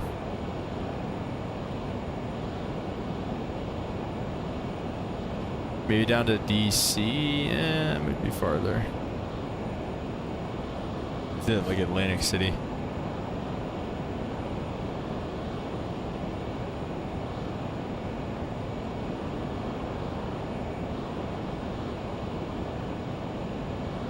We could do like Teterboro at like Atlantic City, like something super short.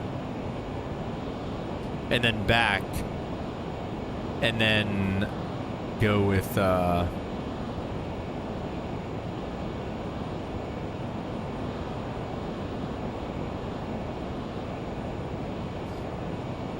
320 stream later on in the evening. I think that might be the play.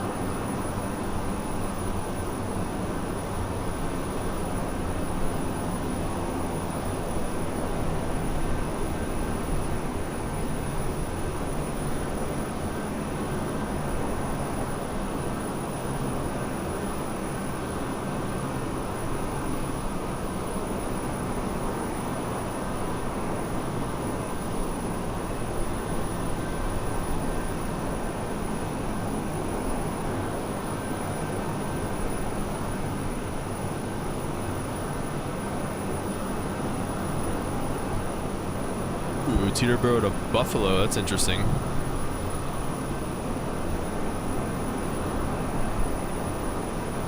Might be down for that, Lunar.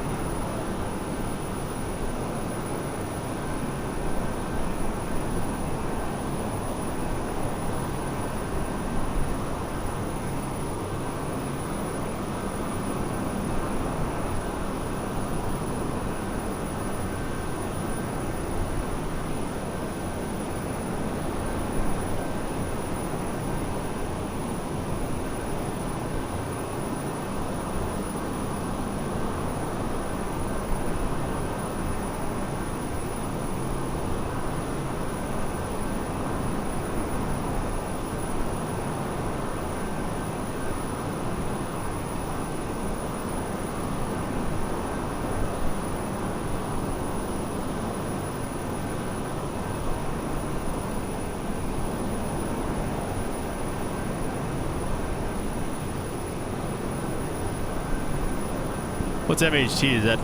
Is that Manchester in the US? Spamming the same United ad.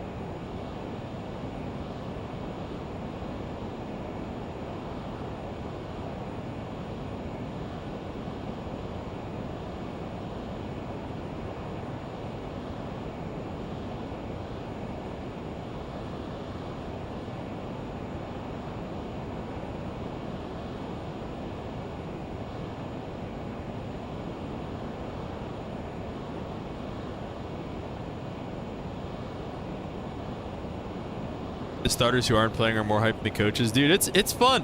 When you get to go and be on the sidelines and you don't actually have to play, you go out there and get your butt whooped and you got nothing riding on the line, essentially, dude. It's fun. All right, we are going to start a climb. We're going to go to flight level 410 here. So let's go ahead. We're going to arm altitude select. Jack up the throttles. Pitch up a bit here. And we'll catch it somewhere in around here on the speed. Oh, we're already actually, let's just do another second or two. And we're going to be there in any second now. Let's do speed select. When I had to do it, I became the water boy for the B team. Yeah, exactly. It's fun.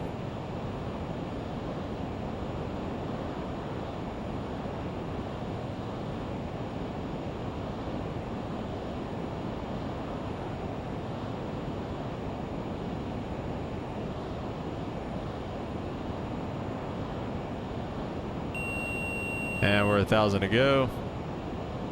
Loki, I was forcing him to drink water. You sound like a good water boy, man.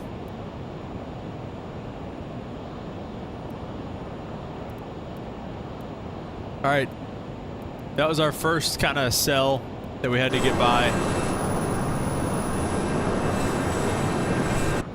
Made it through with ease. JPX? What is JPX? Take the VIPs to Hampton? I've never heard of that before. Teterboro to JPX. Let's see. In the Lear. 85. Hamptona. Oh, okay. I'd be down. Yeah, maybe we can do that. We'll get some VIPs over there. 55 minutes on the block. How long of flight time though? It's gonna be like 2 seconds. Cruise like 10,000 feet. 17,000. I found it hard to believe. Half hour flying time. Maybe you go all the way to the north like that, maybe. Yeah, maybe we'll do something like that. Like, I feel like that's more of like a true Learjet, like, op.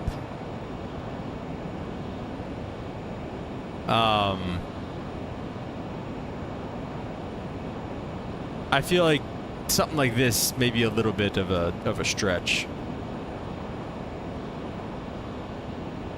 At least for somebody who's owning a Lear 35, maybe something like the 40 or the 60, something a little bigger. You know, maybe they do something like this, but yeah, I mean, also, you know, nothing's necessarily unrealistic. You know, this is essentially you're flying around a private jet. Definitely not unrealistic. It could be anything. Leveling off at our altitude. This will be our final cruising altitude today, flight level 410.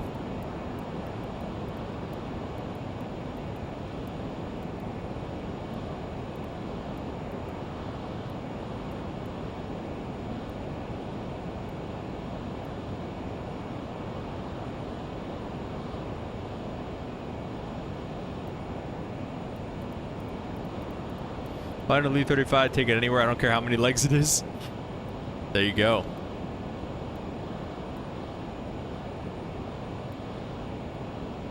Oh shoot, that's why the emergency battery is not. We didn't arm that.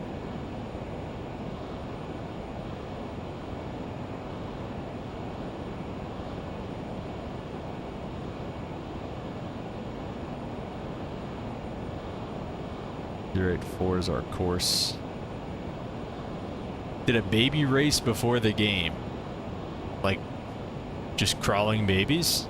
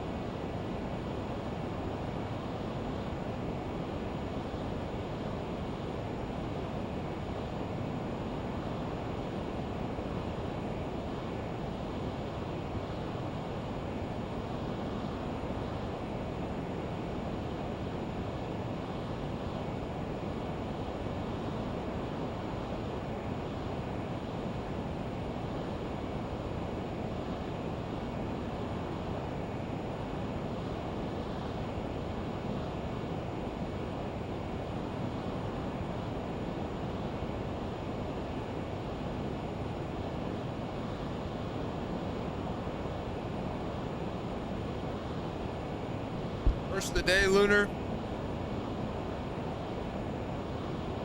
Let me go get it.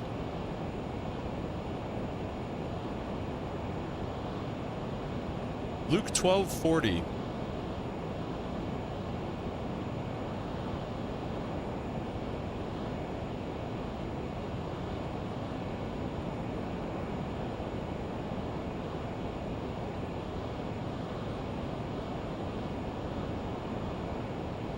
Luke 1240, there she is.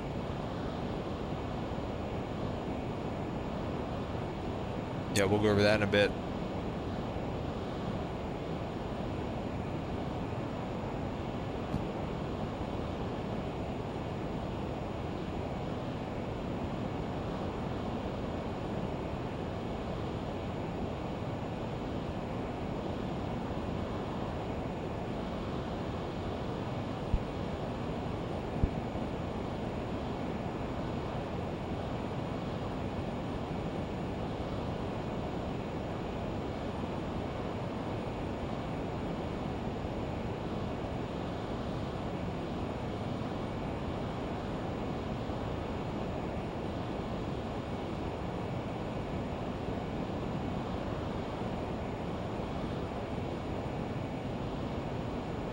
just curious if it gives me if there's any way to get any kind of top of descent.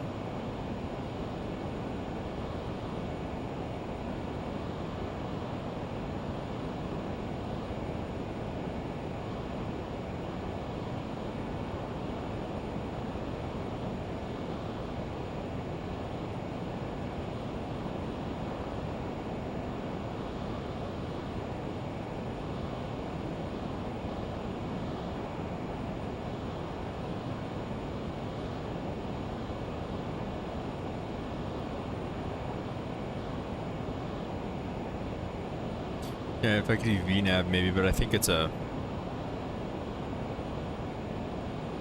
payware thing there. Unfortunately.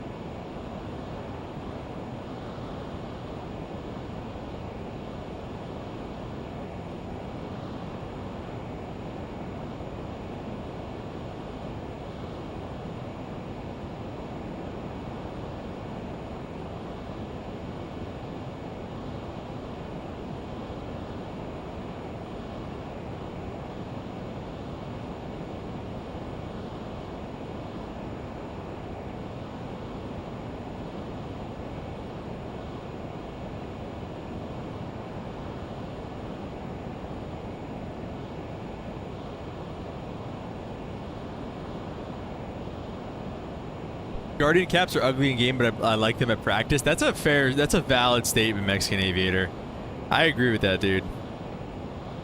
I think they look really stupid in a game, but like in practice, it's like, oh, I don't know. It makes more sense. I do agree with you there. It doesn't make sense why it makes more sense, but it does.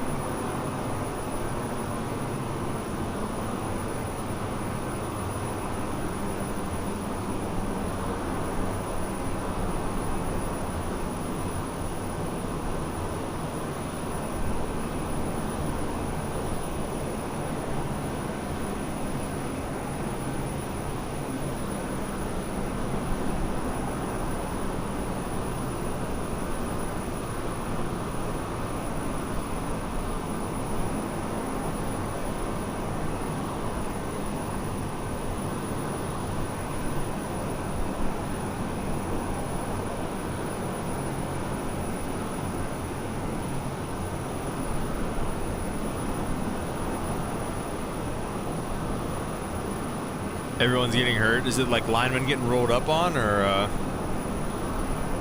talking like blown ACLs and stuff?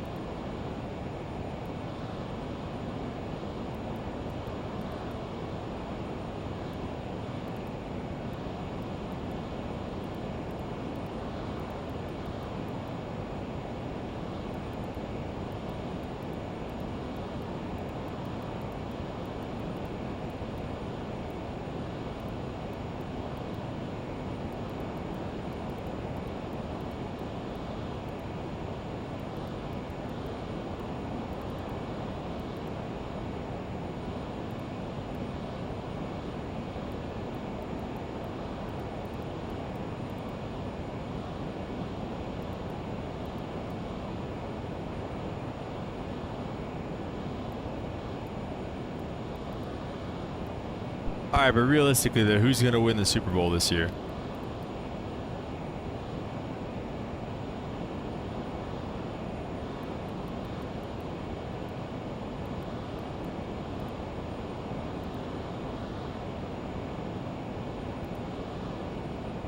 Teterboro's got Tower online now.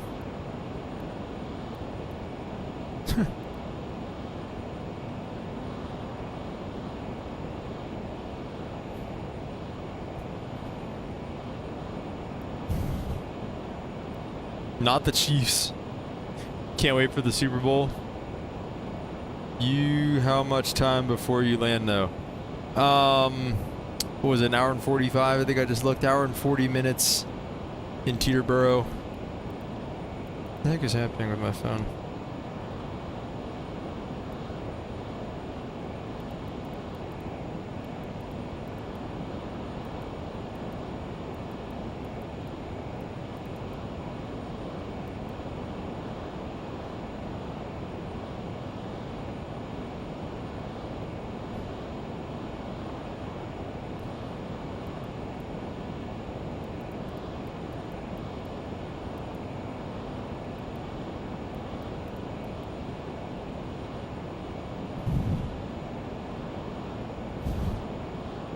People stay on for that long? Probably not, because it looks like they've already been on for 45 minutes, so I was kind of hoping. I mean, we'll see. Maybe they will. I don't really know why else they'd get on. Like, I don't think they really have any. I think I'm literally the only arrival that's scheduled right now, so I'm hoping he stays on for me. Maybe he's trying to get his hours in or something, you know?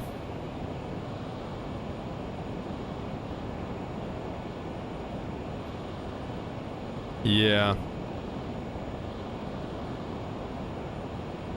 Yeah, like I said, I mean, there's no other reason really for him to get on, so. But we'll see. If not, I got no problem doing it without ATC. After 2 hours, they log out. Is that like is that a threshold for them or something? Like, is 3 hours like a, or 2 hours like a thing? It's a hard Joss question. He would know.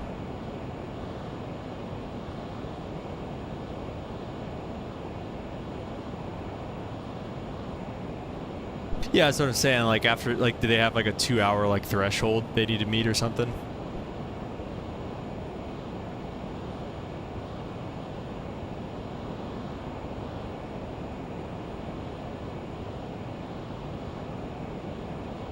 Oh, okay, fair enough.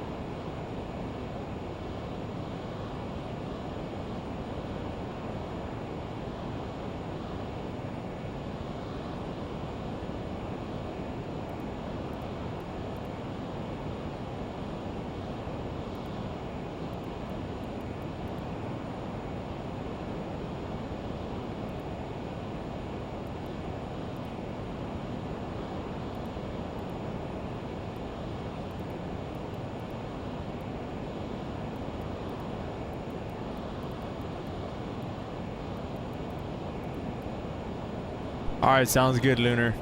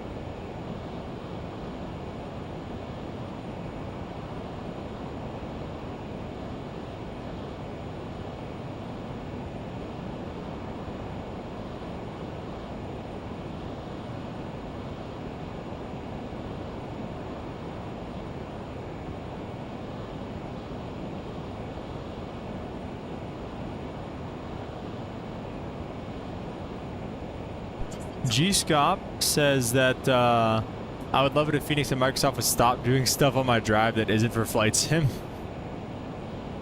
What do you mean?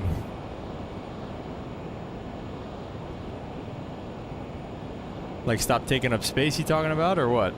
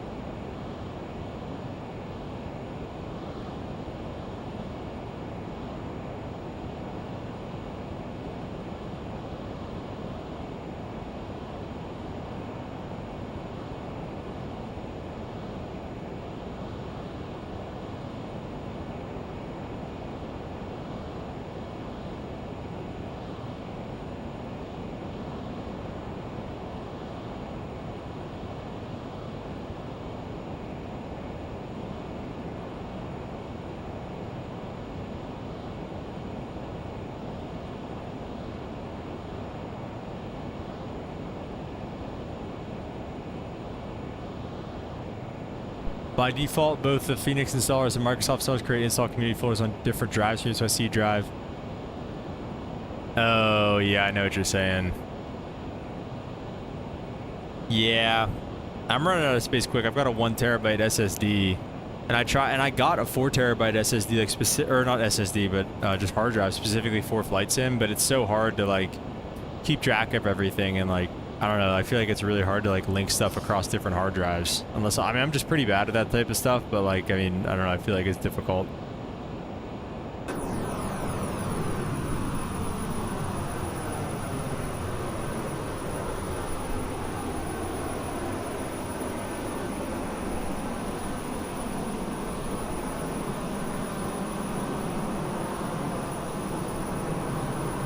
Get a 10 terabyte drive, that'd be crazy.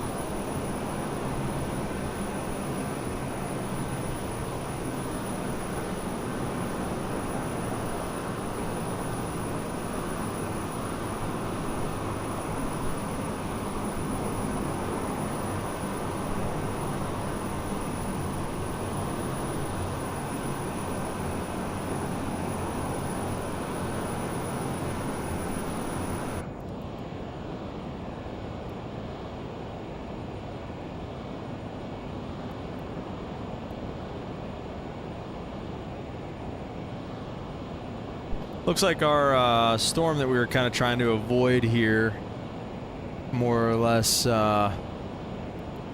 broke up.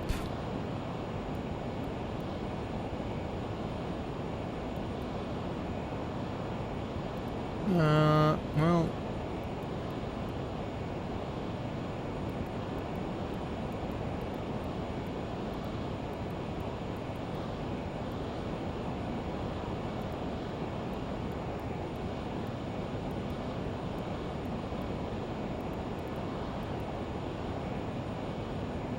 yeah, pretty much all gone in our flight path area there.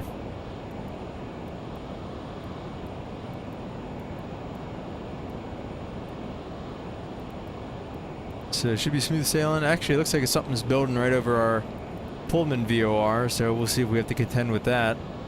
And then it should be pretty much smooth sailing after that in Teterboro, though. Hopefully.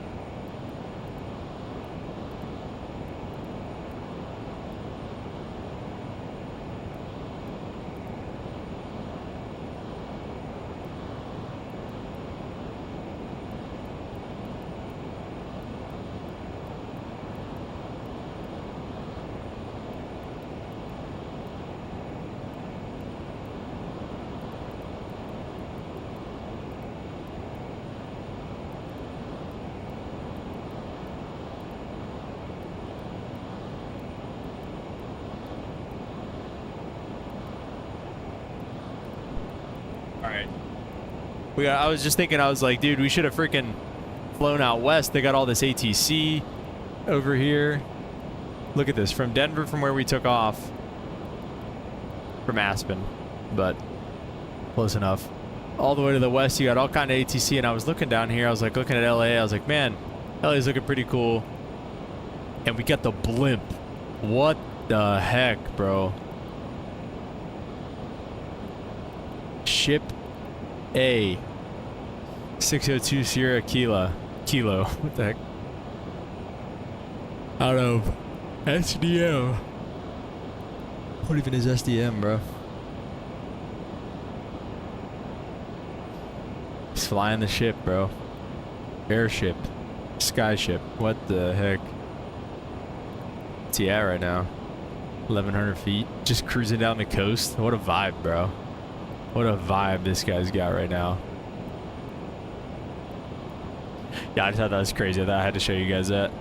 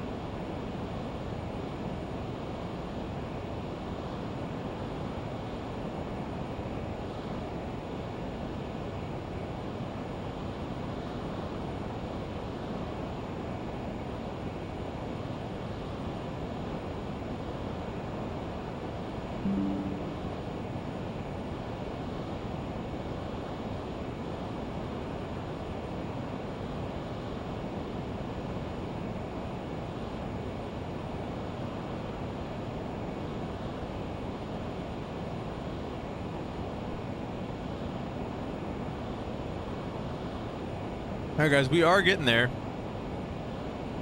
Believe it or not.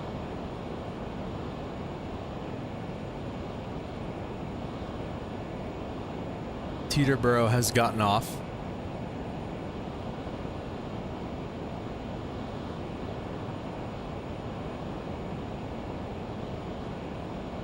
Got right around an hour and 20 minutes left.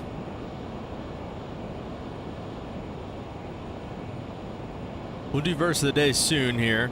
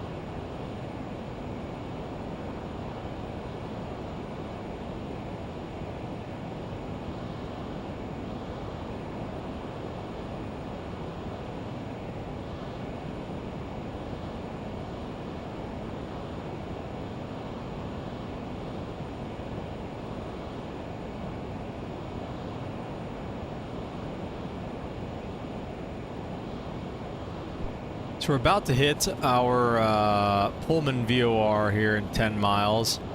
And then, are we going to be on the arrival after that there? Is North Plate, is that the start of the arrival? No, where's North Plate at? Jamestown's the start of the arrival for us. But that is our next fix. Wait. I think I went the wrong way. Pullman, Jamestown, yeah. So we are, alright, so we are,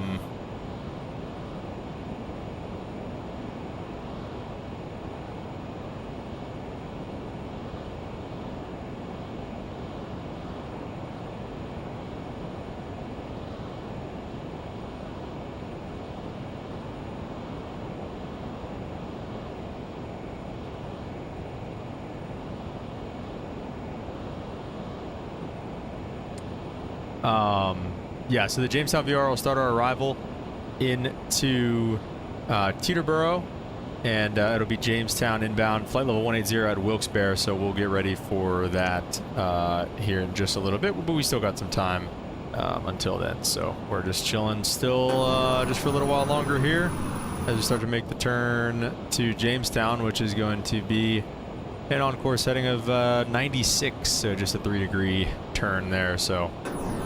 All right, guys, we're getting there. Like I said, we're almost there.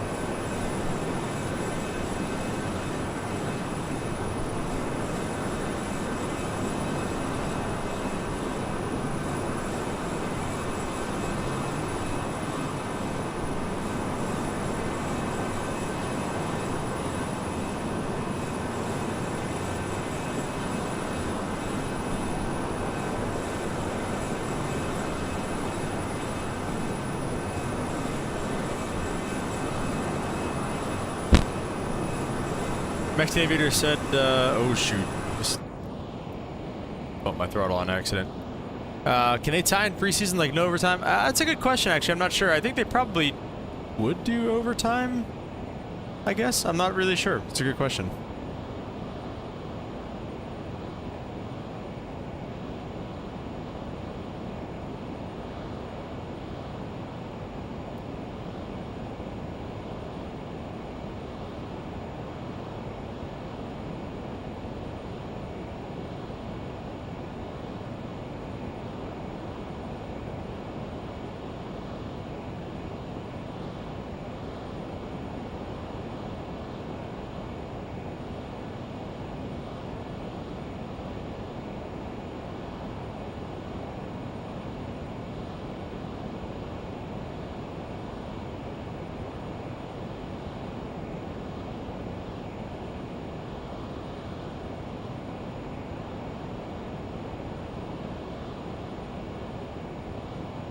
Commentator said no overtime in the preseason? Okay.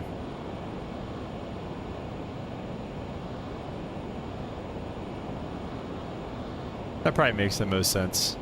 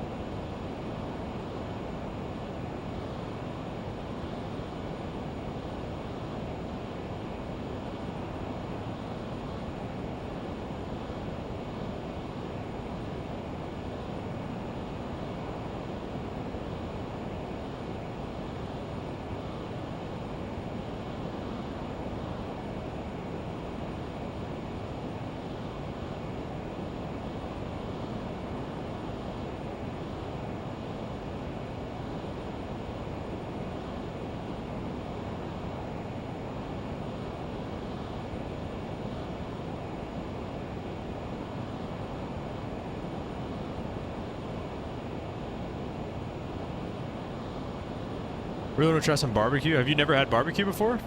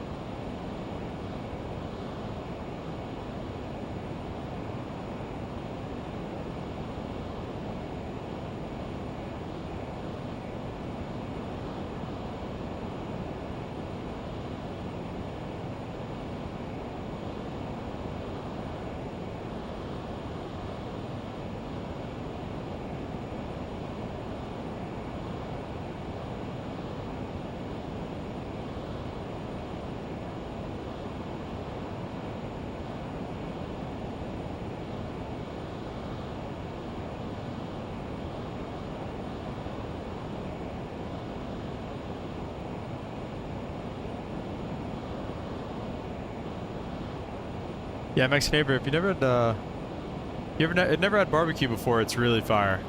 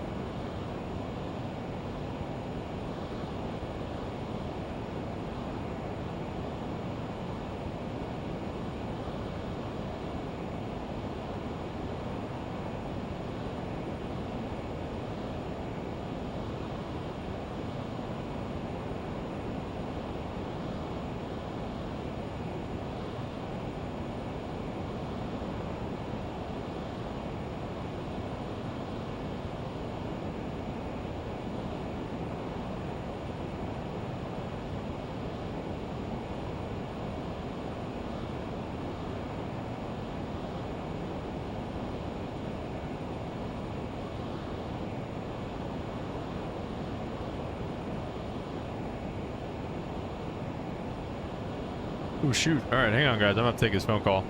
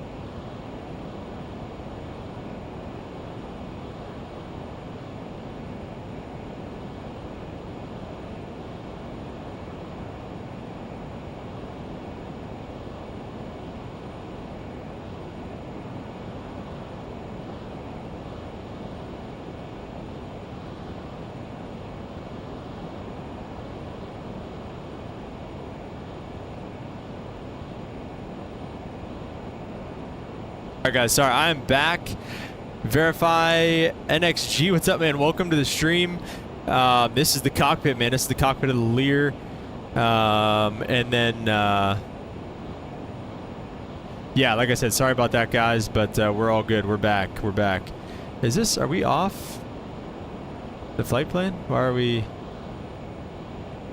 Did something happen here? Why did nav mode get clicked off? Uh-oh. Have we reached our wits? Has the Learjet officially, have we outran it? Oh no. What's happening here? Did we lose a,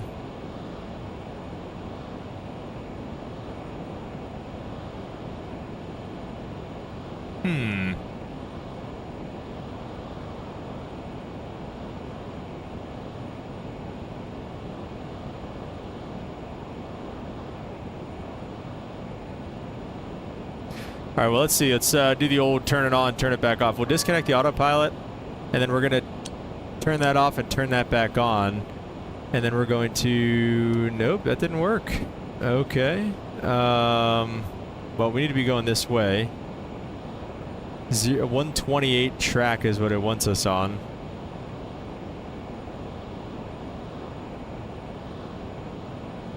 Hand flying at flight level 410.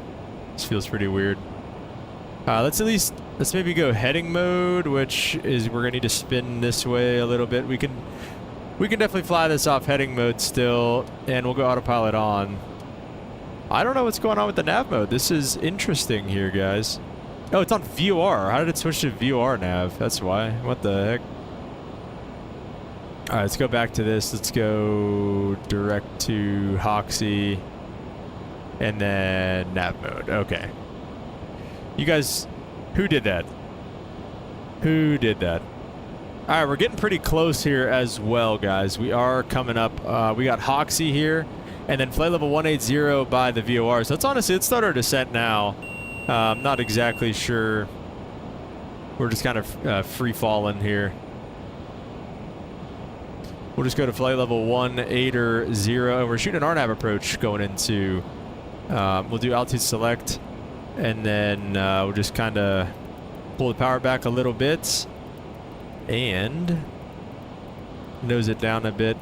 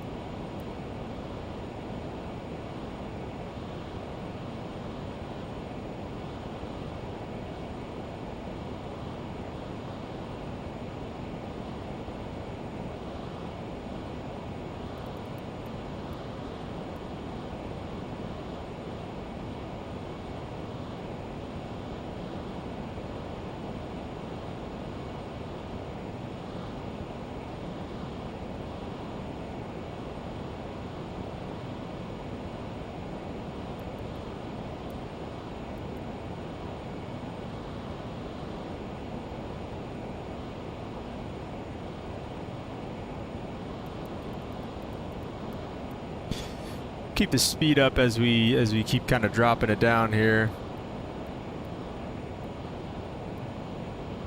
We do have our altitude armed, which is good, and we'll get our seatbelt signs on here as well.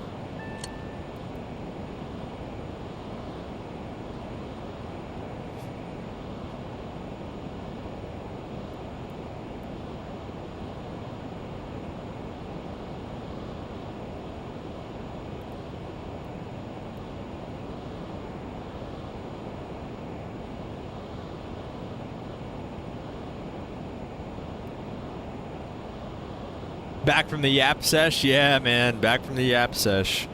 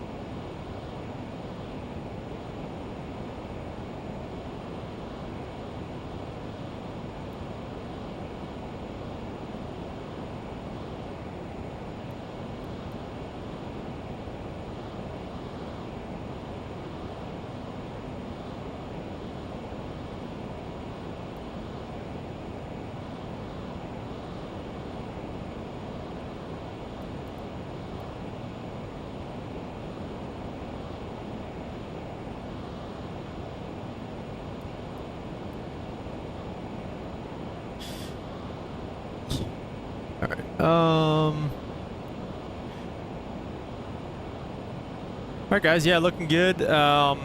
Verse of the day today, Luke 12:40. You also must be ready, for the Son of Man is coming at an hour you do not expect. You know, obviously this is in Luke. This is the New Testament. This is Jesus already. You know, Jesus is already here. So the Son of Man is already here, right? So it's like, what is he talking about? Realistically, he's talking about the second coming. He's talking about the next time.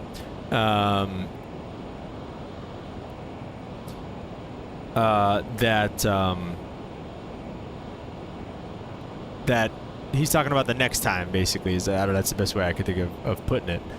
19.5 for the CTAF.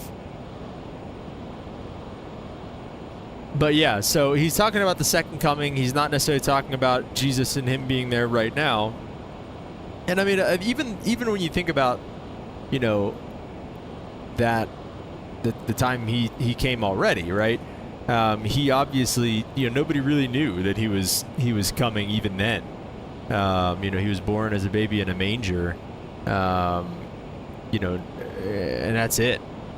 So it was a surprise then. It'll be a surprise now. There's a lot of talk of this, that, and the other thing, and trying to predict when the second coming is really going to be and everything like that, man. And you know, to all that, I just say, like, you know, that's a God thing, man. He'll work it out when he wants to work it out, and he will get here when he wants to get here. All right, so that's about all I have to say about that. But yeah.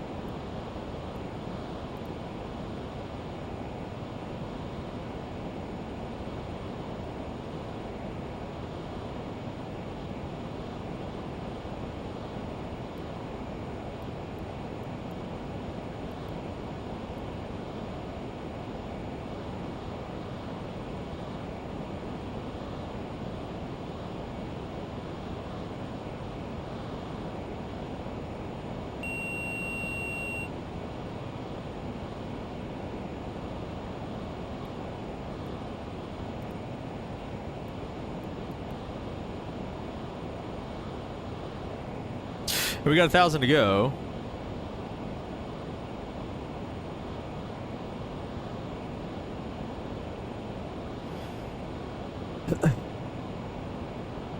We do have our altitude armed, altitude selected. And flight level 180 now, we need to stay here for the next 50 miles or so until we get to the Wilkes-Barre VOR.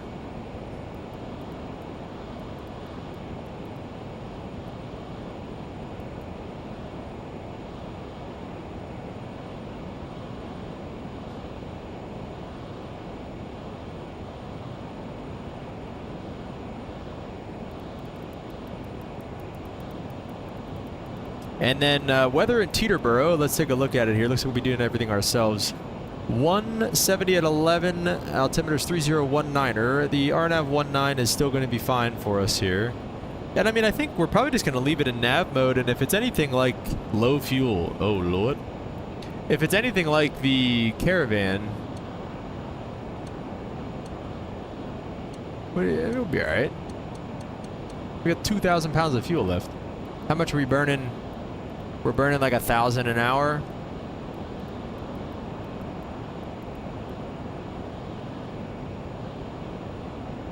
Oh, you'll be fine. Wah, wah, wah, you know? I mean, jeez. Fuel selectors.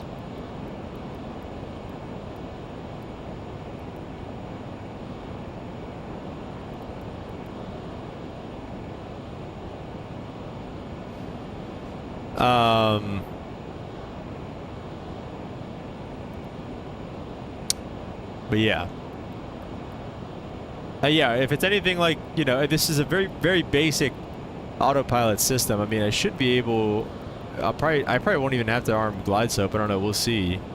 It should just be able to kind of just do nav mode and just kind of go from there. So we'll see. This is the only thing we haven't really done. We shot a localizer approach the other day. We've done ILSs. We have not done an RNAV approach yet, though, so this is going to be a first for us here.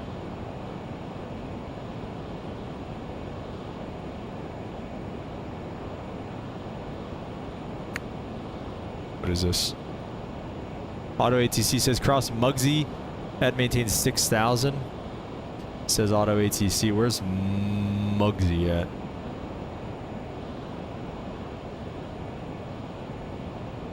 Mugsy at maintains 6,000. Is that on the? It is on the arrival still. Well, it says expect Wilkes-Barre at flight level 180. So we'll go 180 at Wilkes-Barre at this one here, and then we'll go to Mugsy after that at 6,000. So we'll Wilkes-Barre, Mugsy. And then after Mugsy, we'll expect vectors to runway 19er approach.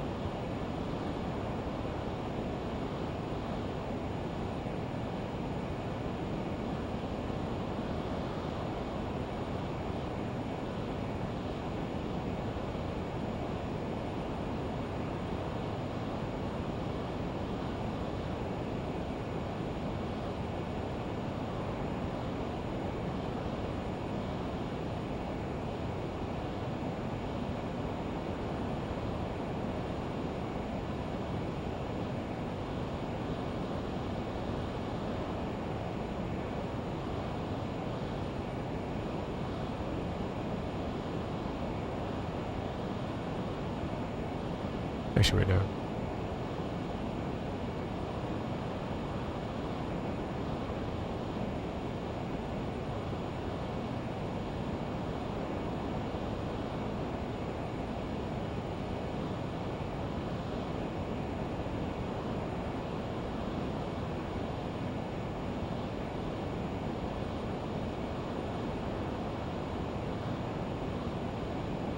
How we feeling, guys, about the approach into Teterboro here? Just about across the Wilkes-Barre VR here in just a couple miles, and then we'll be on the descent down for 6,000 feet.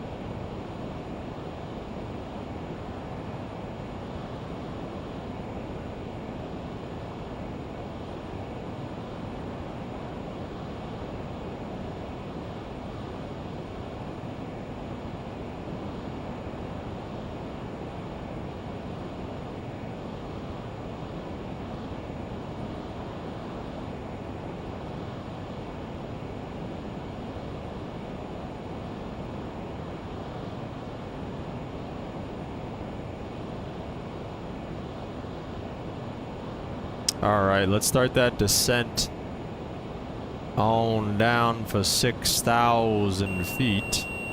And I'll get altitude hold selected. Keep this up so I can do that there.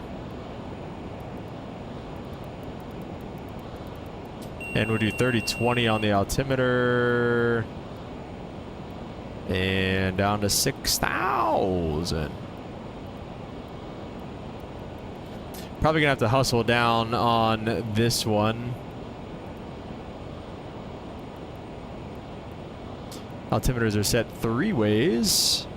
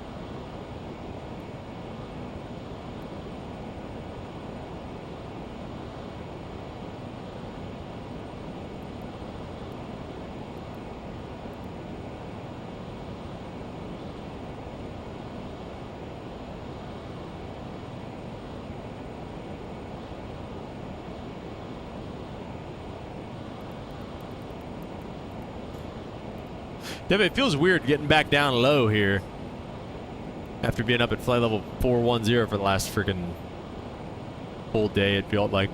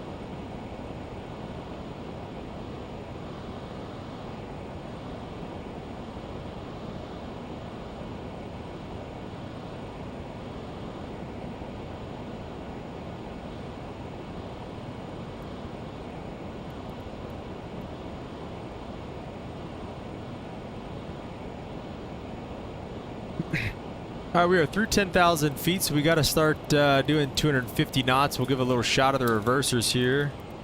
Or, not reversers, the, I'm blanking. The spoilers. And there's our 250 knots just about. So we're going to go ahead and put that away.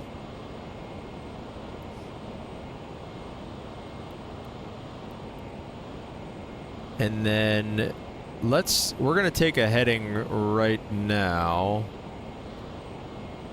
We're going to go heading mode. And we're going to start a little left turn 090. Unville is an initial fix at 2,100 feet. So we'll keep this coming down for maybe like 3,000 feet. Something like that, maybe like 2,500, because there's some high terrain, it looks like, in the area right before Unville. So once we get over these, there's some mountains somewhere out here.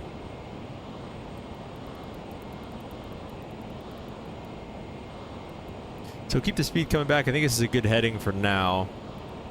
Get the ignitions on. Everything else looks good across the board. We got all our lights back on.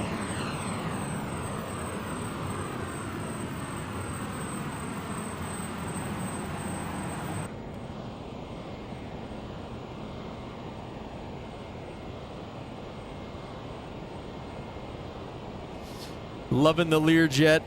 I said, guys, it's about time we put this flight to bed, though.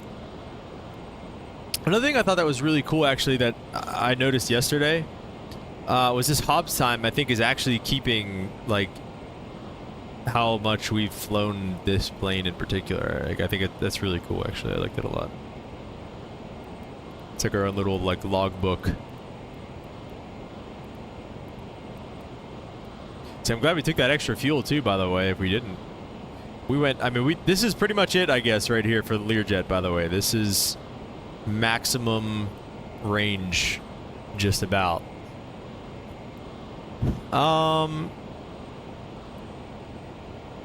Yeah, so let's see, Unville, inside of Unville, it's going to be 195 on the course, so we're essentially like vectors to final right now.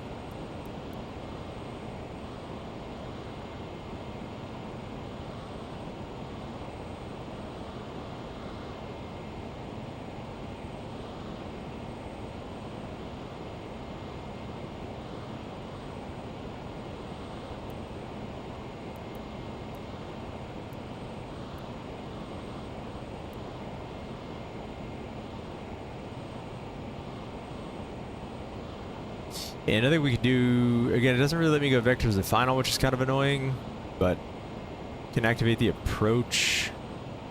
And we could do, let's do this too. Let's do direct to Unville. We'll do direct to Unville just so it kind of sequences it from there. Actually, we're kind of like perfectly in line for Strad. But let's just go direct to Strad. I didn't even realize that. 1,000 to go. Let's just go directly to Strad at this point. And let's go nav mode now. And I'll leave this set for 195 for our inbound. But yeah. Okay, sweet. Landing weight? I don't know. Let's see, what's our current weight right now? Our landing speed, our current weight is 13,000. So we'll do 115 on the landing speed.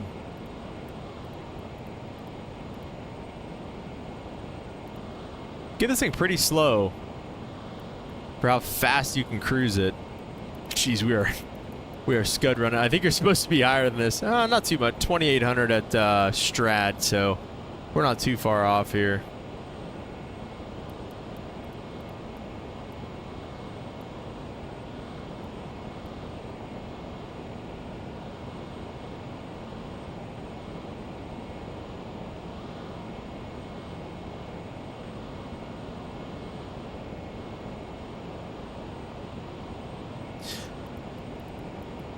From the west coast views to the east coast, whatever this is. These are the big mountains here in the east coast, guys.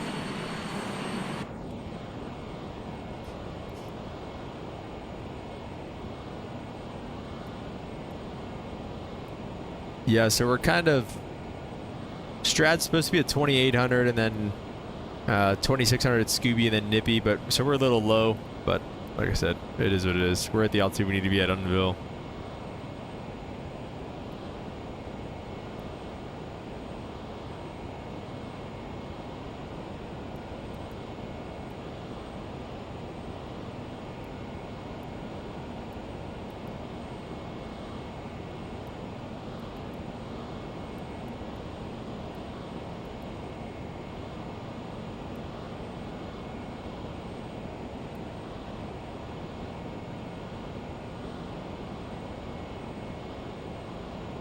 Oh, I guess we're also not that low. We're at 2,500.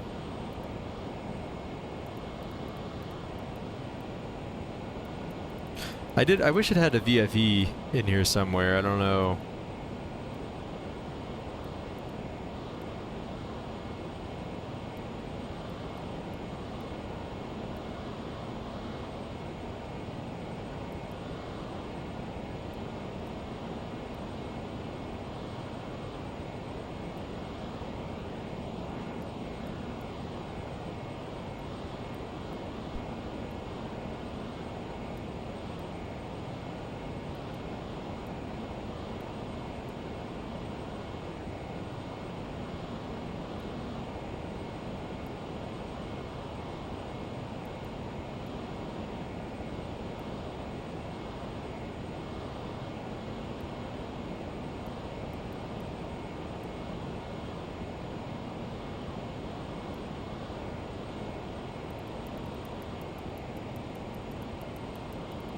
Oh, shoot. As we start getting onto the approach here, we'll start pulling it back to about 200 knots. I did see a document somewhere online that basically said all the flap speeds were like under 200 knots, so we're going to pull it back here and start getting the flaps. We'll just go all the way to idle. Heck, I mean, it's not really slowing down for me very well, so we'll get some little bit of reverse in there. Or reverse, I keep saying that. Spoilers. Flaps 8 under 200 knots.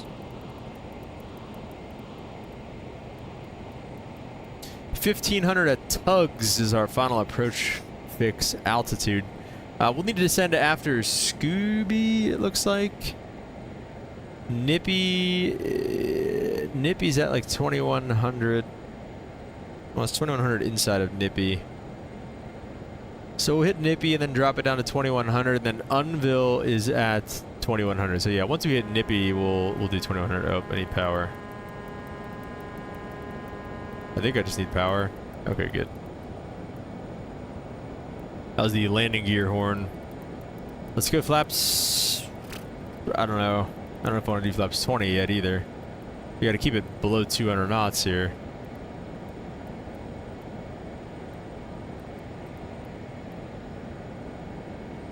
But I guess we could still be doing something like 200 knots.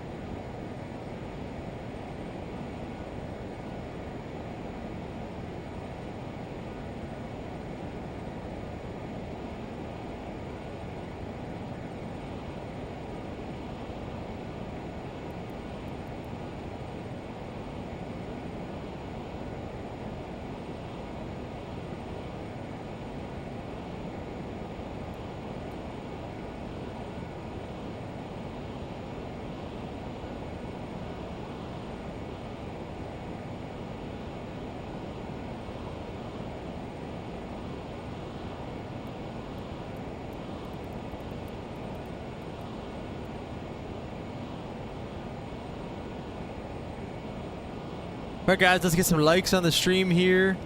As we come into our RNAV approach for runway 19er at Teterboro. Long one today, guys. Long one today. We've been live for 4 hours now. And we're ready to put this flight to bed here, guys. Nobody online in Teterboro. Nobody coming to Teterboro, so we're gonna just send it probably with little to no radio calls.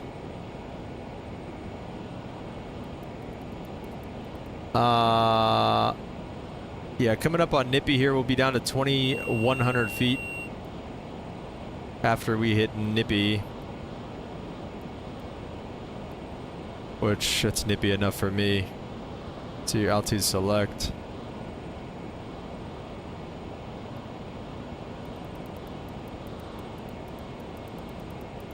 Let me see, if I arm the glide slope. Well, I probably won't go any lower than 2,100 because it's 2,100 at Unville anyways, so. I'm gonna wait for that glide path and just see if it still captures it, because it looked like it was alive there for a second. Leveling off at 2,100 feet.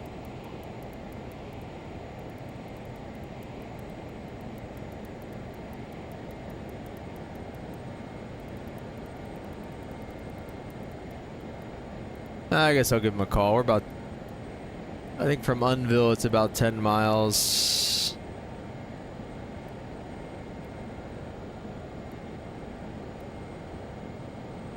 Teterboro traffic, Learjet 986 Sierra Alpha. We're about the 12 mile final runway 19er on the RNAV approach Teterboro.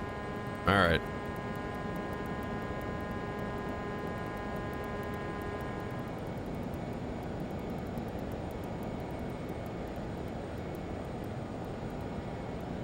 If we hit Unville and have not captured our glide path, then we are going to have to descend down to 25 or 1,500 manually.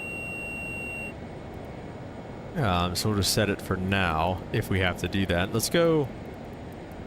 No, we'll keep it. We'll keep the speed up for now.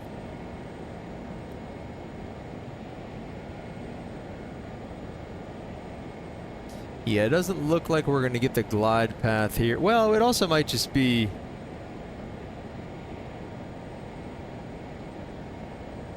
Well, we can't wait around for it, so let's drop it down to 1,500. Because, like I said, we can't wait around for our, you know, if it's going to leave us high. I don't know if it is or it isn't. We'll see. But if for sure it tugs at 1,500 if it doesn't catch the glide slope, we're just going to have to click it off, and we'll fly it in that way. Teterboro traffic, Learjet 986 Sierra Alpha. We're about a 8 mile final runway 19er on the RNAV Teterboro. Alright, so we've hit our 1,500 feet. Let's get fully configured. Let's go flaps 20, gear down. Arm these auto throttles, and I believe everything else is pretty much ready to rock and roll.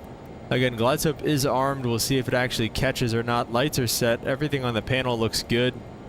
And let's get this. Like I said, guys, what do you think? I think we should get a landing rate from Fly Live Studio here, so we'll see what they have to say. Let's go flaps full. Beautiful day to fly into Teterboro.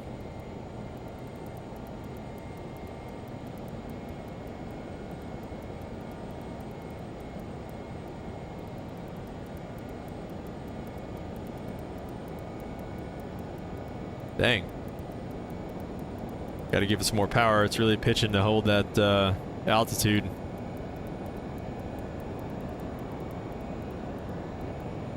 Yeah, I feel like you'd expect to see that glide slope coming down. Oh, there it is. Okay, yeah, all right. All right, so glide slope is alive, so it's it should capture. I guess that speed might be a little low, that 115. I think it did say for the approach, I guess 13,000 is like 120, so we could do that for now.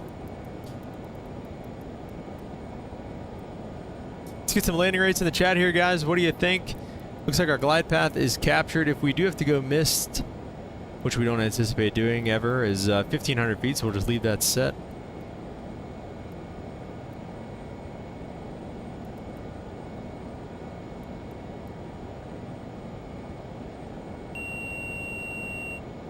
We're all good there.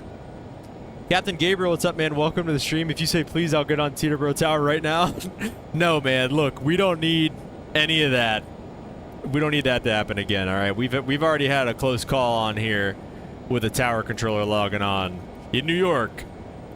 We do not need that. Now, I guess if you are the tower controller, though, as long as you're not gonna violate me, you can go ahead and do that. But if I get violated, man, I'm done. Never flying to Teterboro again.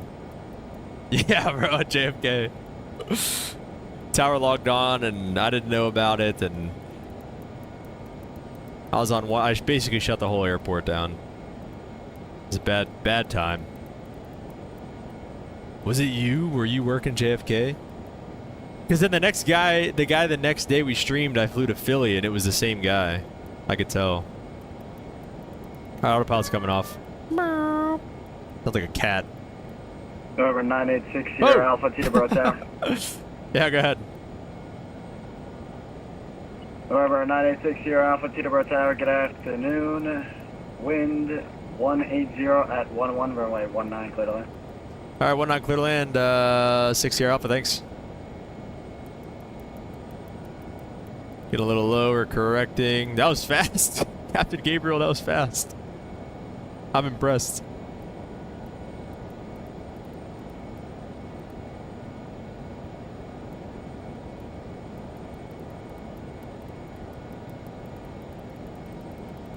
Start bringing that power back to idle. You know what? I want to leave some power in, actually, because this thing drops like a rock. Woo! Oh, jeez. I think we bounced it again, guys. That wasn't you? It looks like we didn't get a landing rate anyways. No way that wasn't you. Decelerating, we'll make it right at the end. I'll make it right here, actually. Still have yet to figure out how to land this thing, but that's alright. You know, we'll take this FBO right here. Oh, shoot. And we need, the steering. 986 Sierra Alpha, welcome to Teterboro, safe parking. We'll just park at this FBO here right off Juliet for 6 Sierra Alpha. Number 6 Sierra Alpha, roger, taxi straight into the ramp via Juliet to Jet Aviation, have a great day. Alright, Juliet to Jet Aviation for 6 Sierra Alpha, thanks for your ATC. Oh, that was you. Oh, yeah. That guy got his certs revoked and got in massive trouble. No, did he actually? Well, shout out to Captain Gabriel. Thanks for hopping on, man. Appreciate it. That was fun. We'll get these bad boys off. Let's clean up a little bit here.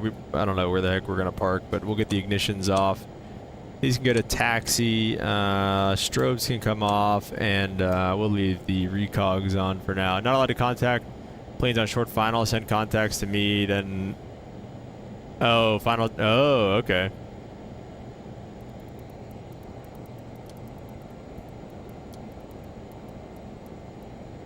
It's against our SOP. Oh, shoot.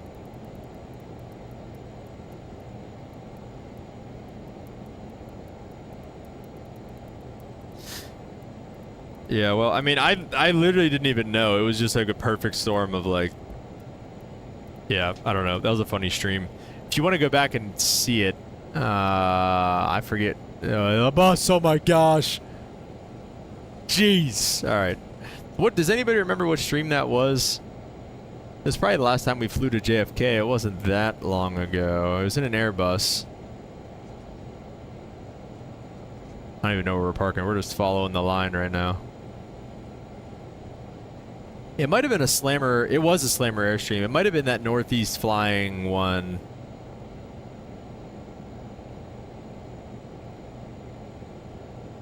Or, yeah, I don't remember.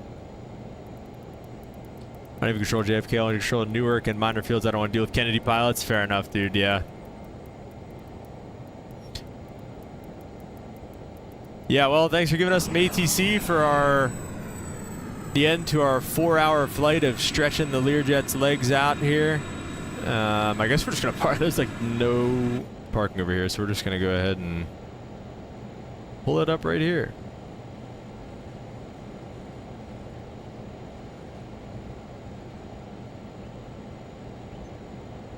we will go ahead and stop it there, set the brakes, and we can get the rest of our lights off except for the navs and beacons. And we can go ahead and kill our engines, which should be able to see like that. Pleasure, I was planning on getting on earlier, but I forgot. No worries, man. Like I said, thanks for hopping on for us.